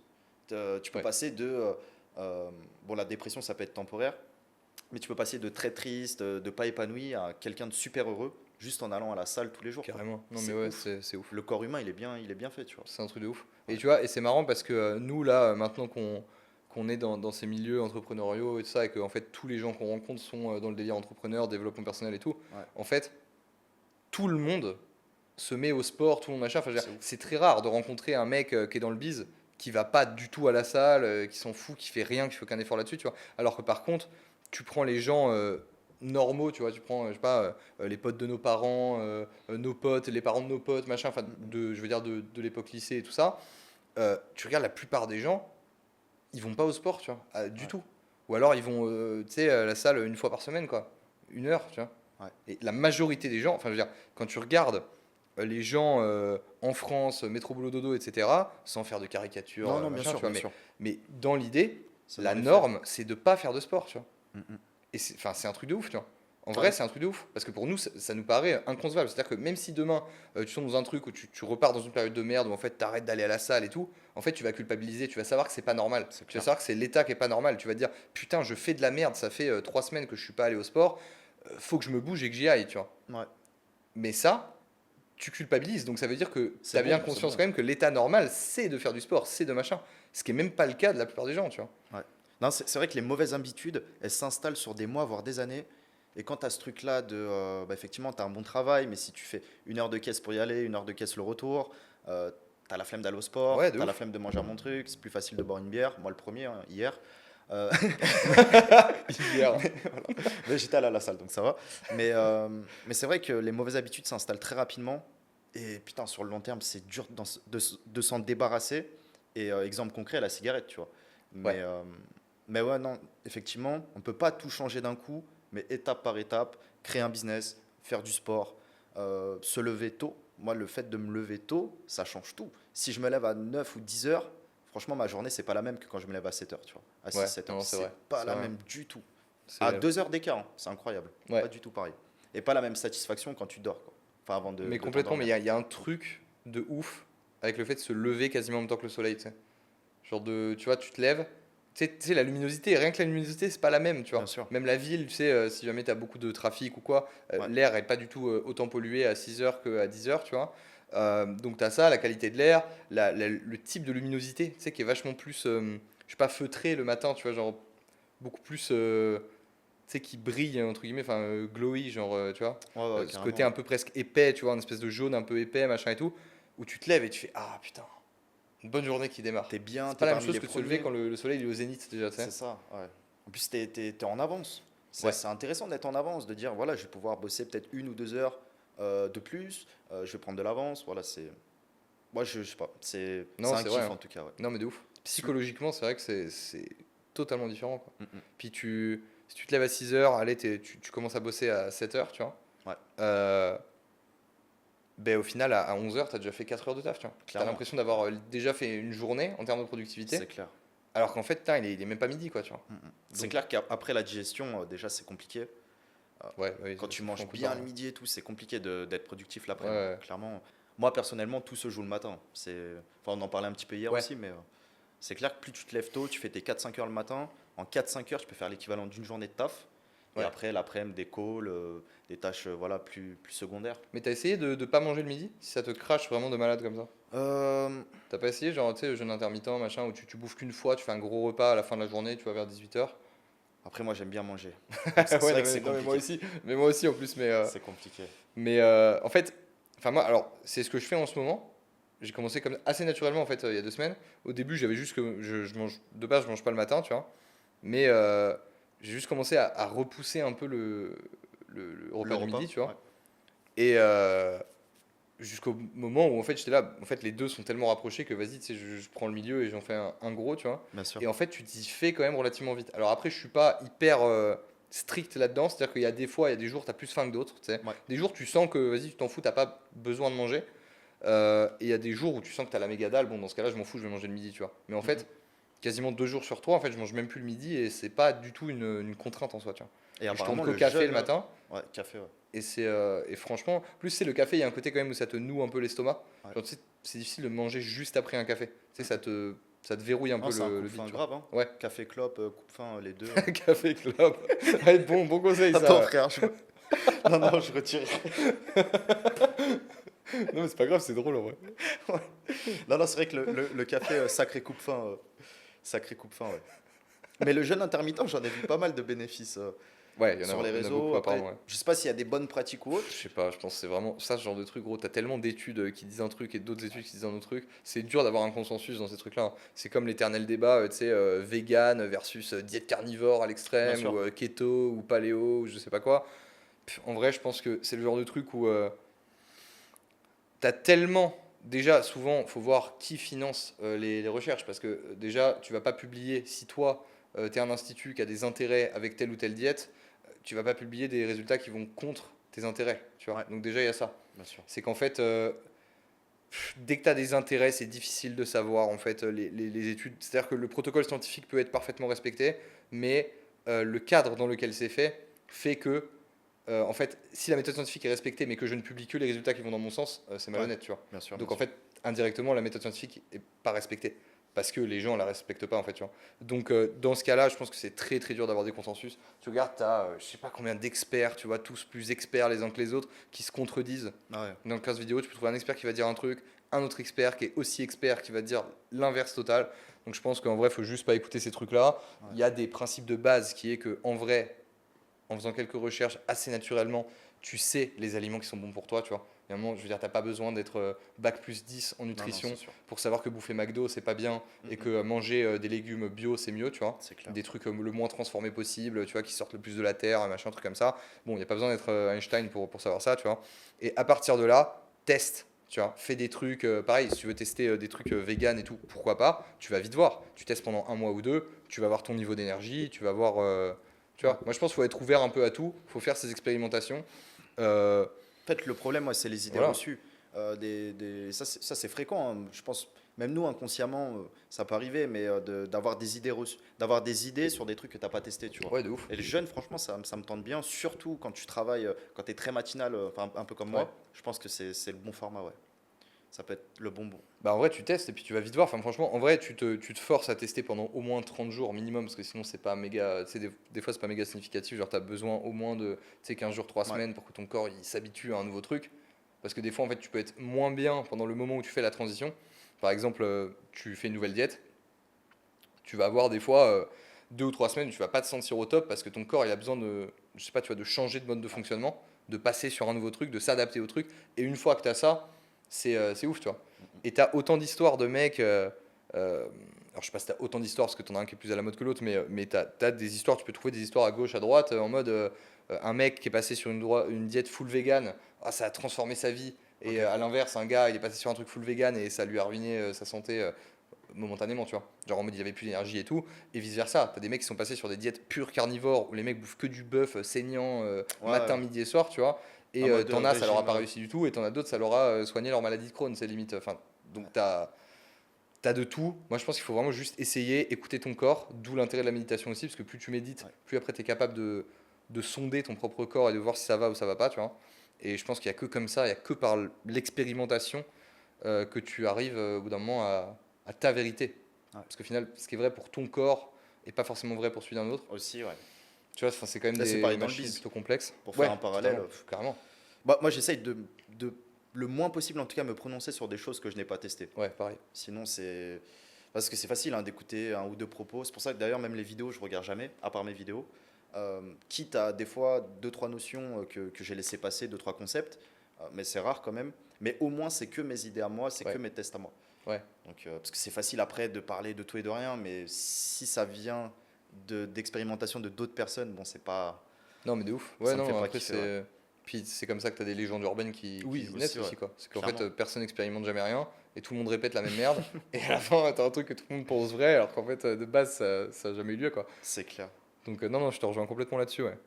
Ouais, bah, c'est bien, on a bien fait le tour côté business, personnel, voyage, effectivement productivité, euh, voilà, bonne routine, bonne pratique. Avant de terminer cette vidéo, ce serait intéressant, peut-être si tu peux donner, voilà, un peu freestyle, mais peut-être, tu vois, trois clés ou quatre clés, cinq clés ou n'importe, trois conseils, peut-être sur la partie média by business. Tu vois, hier, tu m'as dit, ouais, les vidéos YouTube publicitaires, tu peux les récupérer en faisant cette petite manip, ces petits trucs-là. Voilà, ça c'était intéressant, je ne connaissais pas. Donc je ne sais pas si tu as deux, trois conseils à donner à l'audience qui nous écoute, qui pourraient être applicables, ou au moins des choses à savoir, que ce soit sur un webinaire ou comment faire une bonne pub. Voilà, vraiment ce que tu veux. Bah alors par rapport à ce que tu disais, le truc de récupérer une pub YouTube, effectivement, ça c'est un truc que beaucoup de gens ne savent pas. Mais en fait, si vous voyez une pub qui vous intéresse sur YouTube et que vous dites j'aimerais bien la garder pour plus tard, pour m'en inspirer ou quoi, en fait, vous pouvez juste faire clic droit, copier les informations de débogage. Après ça, il faut juste les coller dans un Google Doc ou un truc comme ça. Et ensuite, tu fais CTRL F et tu recherches. Alors, des fois, ça change le format du truc, mais il me semble de mémoire, ça doit être add, donc AD-8, debug vidéo ID, ou alors c'est add debug vidéo, enfin, c'est un truc dans ce genre-là. Et en fait, tu vas avoir un espèce de paramètre à un moment dans l'endroit qui s'appelle soit ouais, add-debug ou add debug-vidéo ID ou je sais pas quoi, mais un truc de ce genre-là. Il y en a qu'un seul, donc c'est pas difficile à trouver. Il y a des vidéos ID machin, mais c'est vraiment le add debug vidéo ID. Et ce truc-là, tu Ouais. copies ce qu'il y a entre les guillemets. Et quand tu prends ça, ensuite tu le colles après le point d'interrogation, il me semble, ou alors après le égal de l'URL d'une vidéo YouTube. Ouais, tu le Peut-être remplaces par peut-être c'est pas l'ID très clair, je sais pas si tu peux rajouter un truc Si, au si. montage pour leur Ouais, montrer, ouais, carrément, pour carrément. Mais si visuellement tu le exprimer. remplaces par l'ID d'une autre vidéo, Ouais, comme c'est ça ça. t'envoie Tu, vers tu la cliques sur une vidéo. vidéo, tu as le truc en mode, tu sais, YouTube, machin, Ouais, slash, je sais pas quoi, truc, tu as une espèce de point d'interrogation V égale, machin, et après tu as un identifiant de vidéo. ah si, c'est très clair, hein. Bah Très ça très voilà, clair. tu le remplaces par ce truc-là, Bon et là en fait tips. tu vas arriver sur l'URL de la vidéo, qui est du coup très souvent non répertorié d'ailleurs, mais du coup Ouais, bah, tu as le lien maintenant de la vidéo non répertoriée qui était à l'origine de la pub que tu as vue. Tu vois. ouais, Et comme ça tu peux faire des swipe files, et bon c'est tips. vachement utile pour ceux qui veulent après travailler sur YouTube, parce que tu peux avoir, moi j'avais commencé ça, du coup j'ai un swipe file qui est énorme, tu vois, qui fait je sais pas combien de pages, où du coup Hmm. dès que je voyais une pub intéressante, genre moi je mettais pas adblock, tu vois, et dès que j'avais, bon, c'était surtout au début quand je me formais, je continue de le faire de temps en temps, mais moins qu'avant, mais du coup j'avais swipé vraiment limite des centaines de pubs, tu vois, Ouais, de plein de trucs sur le marché US, UK, France, machin, pour des webis, pour des pages de vente, pour des trucs e-commerce, peu importe, tu vois. Et du coup, voilà, j'avais tout un swipe file de trucs où je pouvais m'inspirer, voir un petit peu, parce que si, ce qui est intéressant avec ça, c'est qu'en fait, on peut voir le nombre de vues de la pub. Et ça, c'est hyper intéressant parce que ça Hmm. nous donne une indication sur à quel point c'est rentable. Très bon KPI, ça, Tu ouais, vois? grave. C'est que si jamais tu as une ad qui a fait 30 000 vues, bon, c'est qu'elle n'a pas spécialement tourné, tu vois. Par contre, si la pub, elle a fait 1 500 000 vues, Ouais. là, tu sais que tu as déjà dépensé beaucoup plus d'argent dessus, tu vois. J'avais pas pensé à ça, ouais. Ouais, et du coup, l'avantage de retrouver le lien, l'URL de cette vidéo-là, c'est qu'après, tu peux voir directement si la vidéo, elle a marché ou pas, tu vois. Ouais. En général, au-delà d'1 million, ça veut dire que c'était quand même pas trop mal rentable. Ok. Au-delà d'1 million de vues, ouais. Ouais, si le mec il dépense, de toute façon, c'est que ça convertit derrière. Voilà, exactement, c'est ça, tu dépenses pas dans le vide. Et Mhm. puis, étant donné que quand tu es sur des gros budgets, il y a aussi un truc où en fait le coût par vue finit par s'équilibrer au bout d'un moment, Ouais. quand tu scales. Ça, tu Euh, m'en avais parlé hier. Est-ce que tu peux ouais. détailler un peu cette partie qui peut être vraiment intéressante? Tu veux dire par rapport à genre différentes stratégies, coût par vue, coût par clic, coût par impression, machin truc? Ouais, même juste le fait que peut-être tu m'as dit au bout d'un moment ça commence à stabiliser en termes de dépenses, que tu n'auras pas de gros excès en termes de peut-être de CPM ou autre. Si tu veux, tu as la taille globale du marché, et en fait, le coût que tu vas payer va tendre un peu vers un espèce d'équilibre, où en fait, si tu scalais un maximum, le coût par tête, entre guillemets, que tu vas payer, il est fini, tu vois. Ok. C'est pas infini sur les impressions, en gros, tu vois. Bon, après, tu pourrais très bien te dépenser dans le vide et faire monter le coût Bien sûr. artificiellement, mais je veux dire, dans l'idée, si tu fais les choses à peu près bien, tu vas payer un coût qui est à peu près toujours le même. Par exemple, un exemple qu'on pourrait prendre, c'est si tu scales vraiment très broad, donc on va prendre un exemple genre Coca-Cola, tu vois. Ouais. Ben, eux, en fait, ils ciblent plus, justement, en fait. Ils dépensent de manière complètement euh, en fait, indiscriminée, tu vois. C'est-à-dire qu'ils vont mettre des affiches aussi bien sur une pancarte ici, qu'à la télé, que sponsoriser des événements, des trucs comme ça. Et en fait, le coût de ciblage devient, en fait, t'as plus de coût de ciblage. Et en fait, tu payes tes trucs, tu vois, t'essayes juste d'atteindre le plus de gens possible. Ouais. Je sais pas si c'est très clair, en fait, mais Si, si, c'est très clair, c'est que c'est vraiment mass market, que ce ouais. soit une femme, un homme, un non-binaire, 18 ans, 60 ans. J'avais pas capté, il est con, putain. C'est ça, c'est qu'en fait, plus tu cibles large, plus les ciblages et même, je dirais, les stratégies d'acquisition en termes. Tu sais, parce que tu as en gros, tu peux choisir par exemple sur les plateformes en général, tu peux choisir soit une stratégie au coût par impression, coût par clic, coût par conversion, coût par ceci, cela. Mais en fait, ça, ou coût par vue ou machin, Ouais. en fait, ça a même plus d'incidence à la fin. Quand tu passes un certain scaling qui est même pas très élevé, en vrai, déjà quand tu es à. Je te parle pas, même pas de mettre 5 000 € par jour, tu vois. Mais déjà, tu mets rien que 300 400 € par jour ou plus. Déjà, ces trucs-là, ils se rejoignent complètement. Parce qu'en Ok. gros, euh, les trucs que tu vois, il y a beaucoup de gens qui sont là en mode putain, c'est trop bien YouTube parce qu'en fait, tu peux payer par coup par clic. Ouais. Donc, entre guillemets, tu payes que tes clics. Du coup, ça va être vachement moins cher. En fait, c'est pas tout à fait vrai parce que Google, lui, il faut bien voir comment ça marche le truc. C'est que lui, en fait, c'est une vente aux enchères d'espace publicitaire, tu vois. Ouais. Donc lui, ce que tu vas gagner sur le coup par clic, parce que tu te dis, putain, génial, je vais polariser tellement bien qu'en fait, un clic égale une vente, tu vois. Parce que je vais vraiment polariser de ouf et les gens qui vont voir ma pub et qui vont cliquer, ça va être vraiment que les acheteurs. Donc en fait, je vais faire en sorte que tous les mecs qui m'intéressent pas, Ouais. ils dégagent, tu vois. Ils regardent pas et tout. Et du coup, ben, je paye que les acheteurs en fait de deux choses l'une. C'est soit tu vas payer ton clic méga cher, Hmm. tu vois, Ouais. soit ça va pas dépenser en fait. Parce que dans tous les cas, ce que tu vas Putain. gagner sur le coup par clic, tu vas le perdre ailleurs en fait. Enfin, tu vas le perdre sur tes impressions. Parce qu'en fait, il y a un moment, il faut voir le truc, c'est que Google, évidemment que leur algorithme ne va pas te permettre de les douiller et Ouais. d'avoir de l'espace publicitaire gratos, tu Ouais, vois. d'être diffusé gratuitement à des milliers de Bah non. personnes, parce que, mais Ce qui va se passer, parce qu'ils cliquent pas, tu vas pas payer quoi. ouais, c'est ça. Ouais. C'est que soit ils te font payer beaucoup plus cher le clic, et du coup, au final, ça s'équilibre. Ok. Soit, si tu trouves une technique pour caper le coup par clic et tout machin, bah, ils vont juste pas te filer d'espace publicitaire. Donc tu vas mettre un budget de 50 € par jour ou 100 € par jour en disant putain, je dépense quasiment rien, j'ai des clics, tu vois, un tir, un mort, genre un clic, c'est un achat, tu vois. Mais ouais, mais sauf qu'en fait, tu mets 100 € de dépenses par jour, en fait, ça dépense 23 centimes, tu vois. Putain, c'est Parce que bien du que coup, tu dis ils ça. vont pas t'allouer d'espace publicitaire gratuitement. Tu peux pas baiser l'algorithme, tu vois, en fait. Ça, c'était le gros truc qu'on me disait, mais diffuse sur YouTube. En plus, tu vas juste payer les Mais ouais, clics, non, tu vas ça être marche pas, imprimé comme à la télé et ça revient tout. au même. Donc c'est vrai que c'est pas tant faux que ça, mais il y a ces subtilités-là que tu viens de nous expliquer à comprendre qu'au final, tu vas pas les baiser, ça reste En Google, vrai, frère. ouais. Donc, En vrai, ça change rien sur ouais. la stratégie d'acquisition parce qu'en fait, derrière, encore une fois, ce que tu vas gagner sur le coup par clic, tu vas le perdre sur les impressions et vice versa. Donc en fait, si ton but c'est vraiment euh, d'avoir le plus de leads possible pour essayer de scale le plus possible, même sans parler de scale à des gros montants, tu vois. Ouais. Même si tu es sur plusieurs centaines d'euros par jour, en vrai, la stratégie de, de billing, tu vois, va pas changer les résultats de tes campagnes. Et ça, c'est aussi beaucoup, moi je pense, un truc qui a été, encore une fois, tu vois, un peu cette espèce de truc qu'on disait avant, tu sais, d'espèce de légende urbaine où en fait personne a testé le truc et du coup ça se répand comme une traînée de poudre alors qu'en Ouais. fait tout le monde répète un truc. Et je pense qu'il y a aussi beaucoup le fait que c'est le monde du media buying sur Internet, il est très complexifié, alors, au-delà du raisonnable, euh, presque volontairement, parce que tu en as, les agences notamment, qui ont intérêt à te faire croire que c'est méga complexe. Ouais. Parce que si jamais c'est pas méga complexe, bah t'as pas besoin d'eux, tu vois. C'est clair. Donc ils vont te dire des trucs en mode oui, non, en fait là, faut mettre tel ciblage et telle stratégie, tel truc avec tel CPM et tel machin, parce que sinon ça marche pas. Retargeting, Retargeting, truc machin.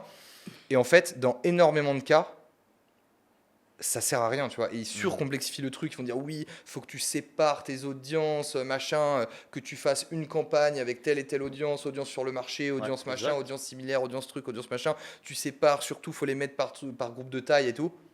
Il y a beaucoup La, de la bullshit. vérité, c'est que c'est quasiment que du bullshit. Ok. C'est vraiment quasiment que du bullshit. La réalité, c'est que les plus gros chiffres que j'ai faits, et même que j'ai vus avec des potes, parce que pareil, j'ai des potes qui faisaient beaucoup de chiffres sur ces trucs-là, les plus gros chiffres, là on a réussi à les taper des 5 000 euros de dépenses par jour avec des très bons ROI, tu vois, de 2,5 ou 3 sur de l'infoproduit, où c'est full bénéf en plus, tu vois, de manière consistante. C'est ouf. Donc tu vois, voilà, là tu as ouvert les vannes bien, tu vois.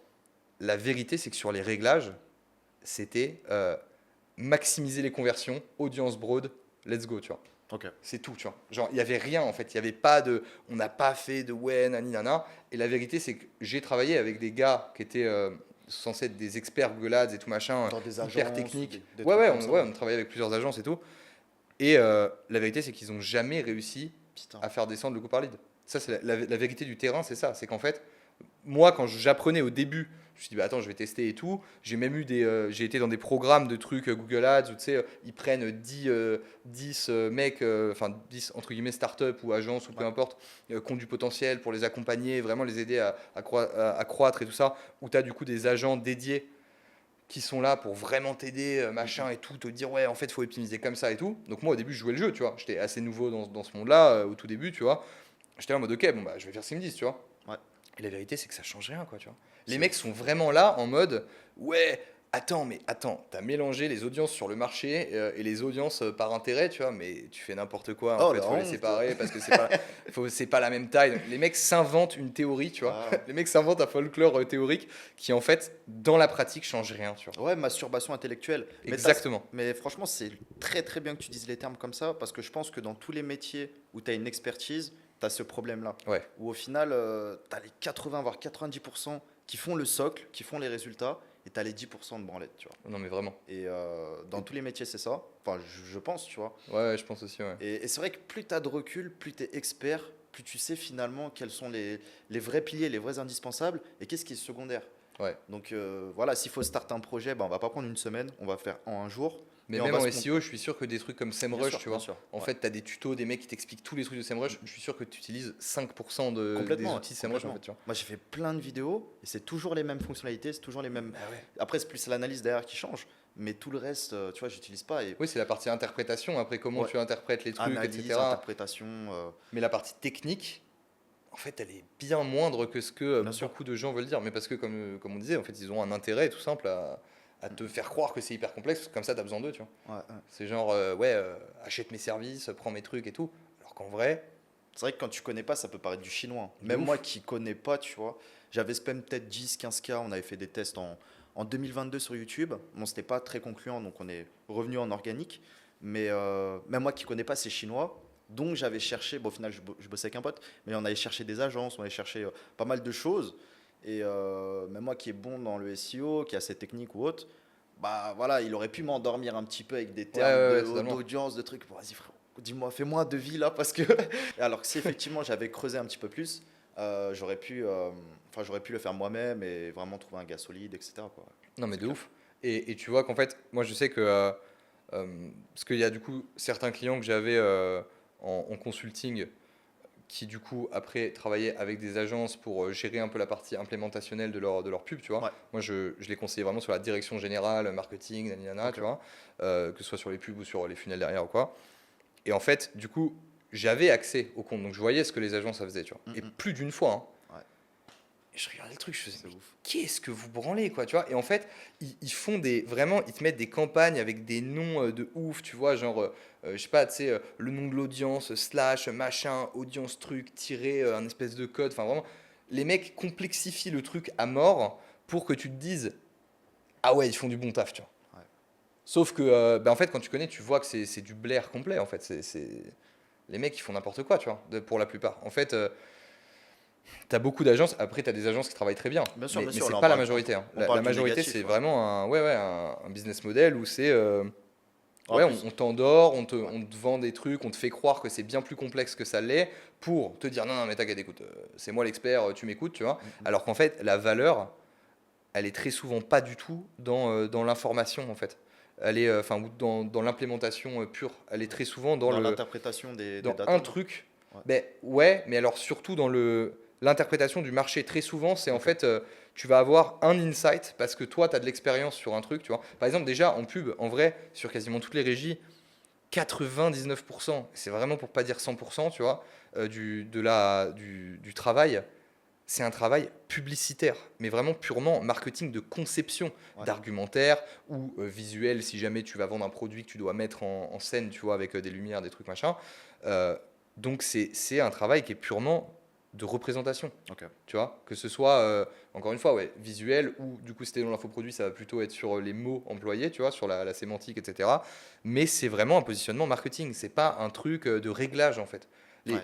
C'est dans l'autre sens en fait. Enfin, genre, les gens te disent, ouais, c'est les réglages qui font la pub, mais non, en fait, c'est l'inverse. C'est qu'en fait, les réglages sont là juste pour te permettre d'essayer différentes visions. Mais les gens, en fait, découlent une vision des réglages, alors que c'est l'inverse qu'il faut faire, tu vois. Ouais. C'est genre, les réglages sont au service de ta vision. Et en fait, la réalité, c'est que 99% de ces réglages, ils servent à rien, tu vois. Ouais, Ils sont là, on donc sait même pas pourquoi ils sont là, des fois, tu vois. tu peux être très Honnêtement. bon sur le dashboard. Si t'as pas les bons kits, si t'as pas les bonnes vidéos, les bonnes headlines, Ah, mais descriptions ou c'est sûr autres, et c'est certain. mort. C'est sûr. Ouais. Alors après, ça, c'est vrai pour en tout cas YouTube Ads et les ads vidéo, vraiment. Ouais. Après, c'est différent un peu pour tout ce qui est Google Display, Google Search, machin, où Bien c'est sûr. quand même beaucoup plus mécanique, tu vois. Où effectivement, là, tu vas avoir plus de retargeting et tout ça. Là, ça, ces trucs-là, c'est un peu différent, c'est plus mécanique. Mais là, je te parle vraiment d'ads vidéo Ouais. pour vendre un produit ou un service ou un truc. Où là, en fait, c'est vas-y, tu fais du broad. Même le retargeting, en fait, ça sert pas tant que ça dans ces cas-là. Et de toute façon, Ah plus oui? tu. Ben, en fait, il y a encore ce truc-là où en fait, plus tu es en broad. Enfin, plus, en fait, si tu veux, c'est des stratégies de niche, tout ce qui est retargeting et tout. En fait, plus tu es sur du broad, plus le retargeting, tu Au t'en fous, final, parce que de toute non, façon, ouais, ils c'est vont ça. revoir ta pub, tu vois. Ouais. Ouais, c'est vrai que retargeting, c'est vu que c'est niché pour retoucher plusieurs fois la même personne. Donc quand tu tapes Mais tu large, touches tout le monde, donc de toute façon, tu vas la retoucher, tu vois. ouais, c'est Donc vrai. en fait, tu as, un peu ce truc-là où en fait, en réalité, quand tu bombardes le truc, il y a aussi des trucs qui sont contre-intuitifs, hein, où en fait, tu as des gens, des fois, il y a des exemples comme ça, hein, de gens qui voient 7 fois le webinaire, Ok. le même webinaire en evergreen, tu vois. Non, mais c'est vrai, des fois, tu as des gens, ils viennent, ils regardent 7 fois le webinaire avant d'acheter la formation, tu vois.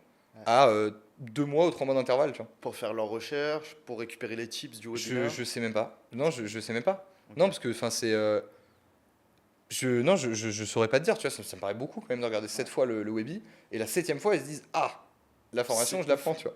Enfin, ça me paraît bizarre. Enfin, tu sais, non, mais intuitivement, non, mais c'est vrai que Intuitivement, c'est ouais. marrant parce que intuitivement, tu te dis, bah, le mec, à la limite, s'il s'est inscrit au webinaire qu'il n'est pas venu, bon, s'il revoit la pub, il peut se dire, ah, c'est vrai, merde, je devais aller voir ce webinaire-là, j'étais pas allé le voir, donc je vais me réinscrire pour aller le voir. Mais le mec l'a visionné jusqu'au bout et le regarde le même webinaire 7 fois avant d'acheter le truc.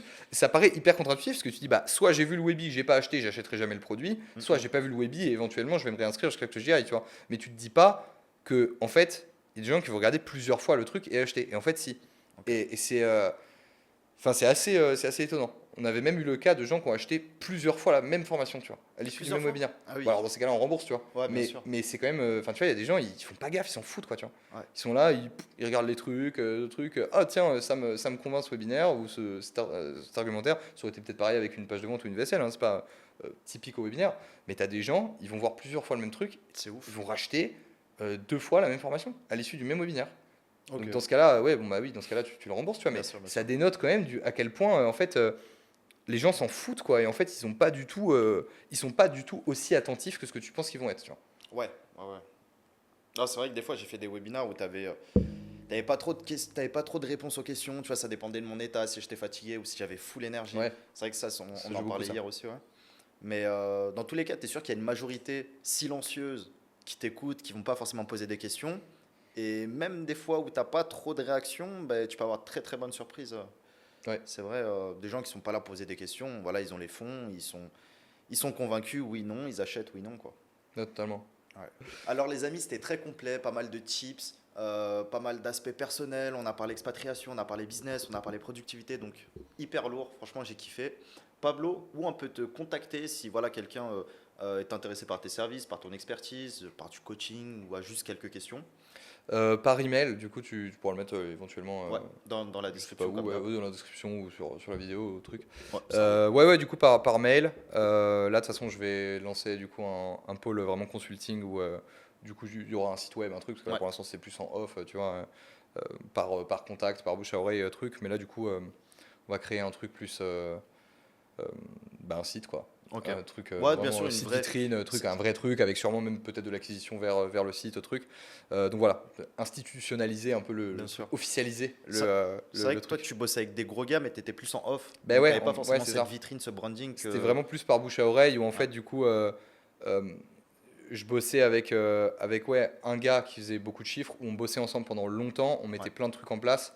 Je travaillais très souvent au pourcentage, donc sur des gros projets. Et du coup, bah, j'avais pas besoin de bosser avec beaucoup de gens, Mm, parce mm. que du coup, je faisais plutôt du qualitatif, entre guillemets, que du quantitatif, tu vois, plutôt que de Ouais, prendre plein de gens et d'être payé au fixe et tout ça. bien Et sûr. là, du coup, après, avec l'expérience que j'ai acquise, du coup, j'ai transitionné plus vers du consulting, où là, du coup, je vais accompagner les gens pour les aider à mettre en place leur stratégie sans forcément moi Ouais. intervenir, tu vois, implémenter les trucs. Bien Mais sûr, par contre, moins du coup, d'opérationnel, plus de voilà, mentorat, de stratégie. De exactement, toute façon, il faut évoluer, hein. Si tu es bon dans ton domaine, au début, tu pratiques, tu es opérationnel, tu mets les mains dans le cambouis. Et c'est vrai qu'après, tu montes c'est ça. en échelon. Et ce serait dommage de stagner Bah ouais, carrément. vu tes capacités. Ouais, Et c'est vrai que par contre, ça a été une super expérience de pouvoir travailler avec beaucoup de gens sur beaucoup de projets et beaucoup de ouais, thématiques différentes. Et du coup, moi de le faire, parce que du coup, ça m'a montré un peu ce qui marchait pas, etc. Ça m'a donné une vraie expérience de terrain qui, du coup, maintenant, bah, je peux parler d'expérience sur ces trucs-là. Et du coup, ouais, apporter beaucoup de valeur, que ce soit en webinaire, en stratégie marketing générale. ouais. Voilà. Donc, surtout en infoproduit. Je travaille avec quelques boîtes e-commerce aussi, mais c'est principalement de l'infoproduit. Ok. Où du coup, là, il y a vraiment moyen, s'il y a, il y a une formation, d'aller la rentabiliser et la vendre avec le plus de trafic et de la manière la plus rentable possible, quoi. Bah super. Voilà. Le message est passé. Retrouvez le mail de Pablo dans la description. Bah, je vais te laisser le mot de la fin. Juste avant ça, les amis, pensez à liker, vous abonner, commenter si vous avez kiffé la vidéo. Voilà, je vais essayer de revenir un peu plus fort. En plus, ça me fait plaisir de vous proposer de nouveaux épisodes, surtout sur des profils diversifiés comme Pablo. Voilà, pas que du SEO, du business, du startup, du media buy. Comme je disais, media buy, c'est vraiment pour moi le next step du SEO. Effectivement, c'est beaucoup plus restreint. Il y a beaucoup de bullshit, comme tu disais. Il faut se former Ouais, dessus. C'est comme le SEO, c'est technique. Mais voilà, il y a vraiment de belles opportunités. Les amis, prenez soin de vous. Et je laisse le mot de la fin à Pablo. En tout cas, c'était vraiment cool. Beaucoup de choses appris, très intéressant, que ce soit le côté pro, perso. Voilà, j'ai kiffé. Très bon moi aussi. moment, Et puis, bah, merci pour l'invitation encore une fois. avec Et grand moi, plaisir. pour le mot de la fin, non, mais je voulais juste réinsister sur ce truc-là. Vous laissez pas avoir par les trucs en mode qui paraissent trop compliqués ou trucs comme ça. En réalité, le business, conceptuellement, c'est vraiment pas si compliqué que ça. C'est beaucoup plus des questions d'expérience que des questions de savoir. C'est pas comme un cours de maths où il faut connaître les théorèmes, où il faut connaître les trucs. Tu vois, c'est pas un truc où si on t'a pas expliqué tel théorème, bah, tu peux pas résoudre tel problème. C'est beaucoup plus évolutif. L'important, c'est surtout de se lancer. Et en fait, peu importe dans quoi vous vous lancez, comment vous vous lancez, avec quelle expérience, en fait, ça viendra au fur et à mesure.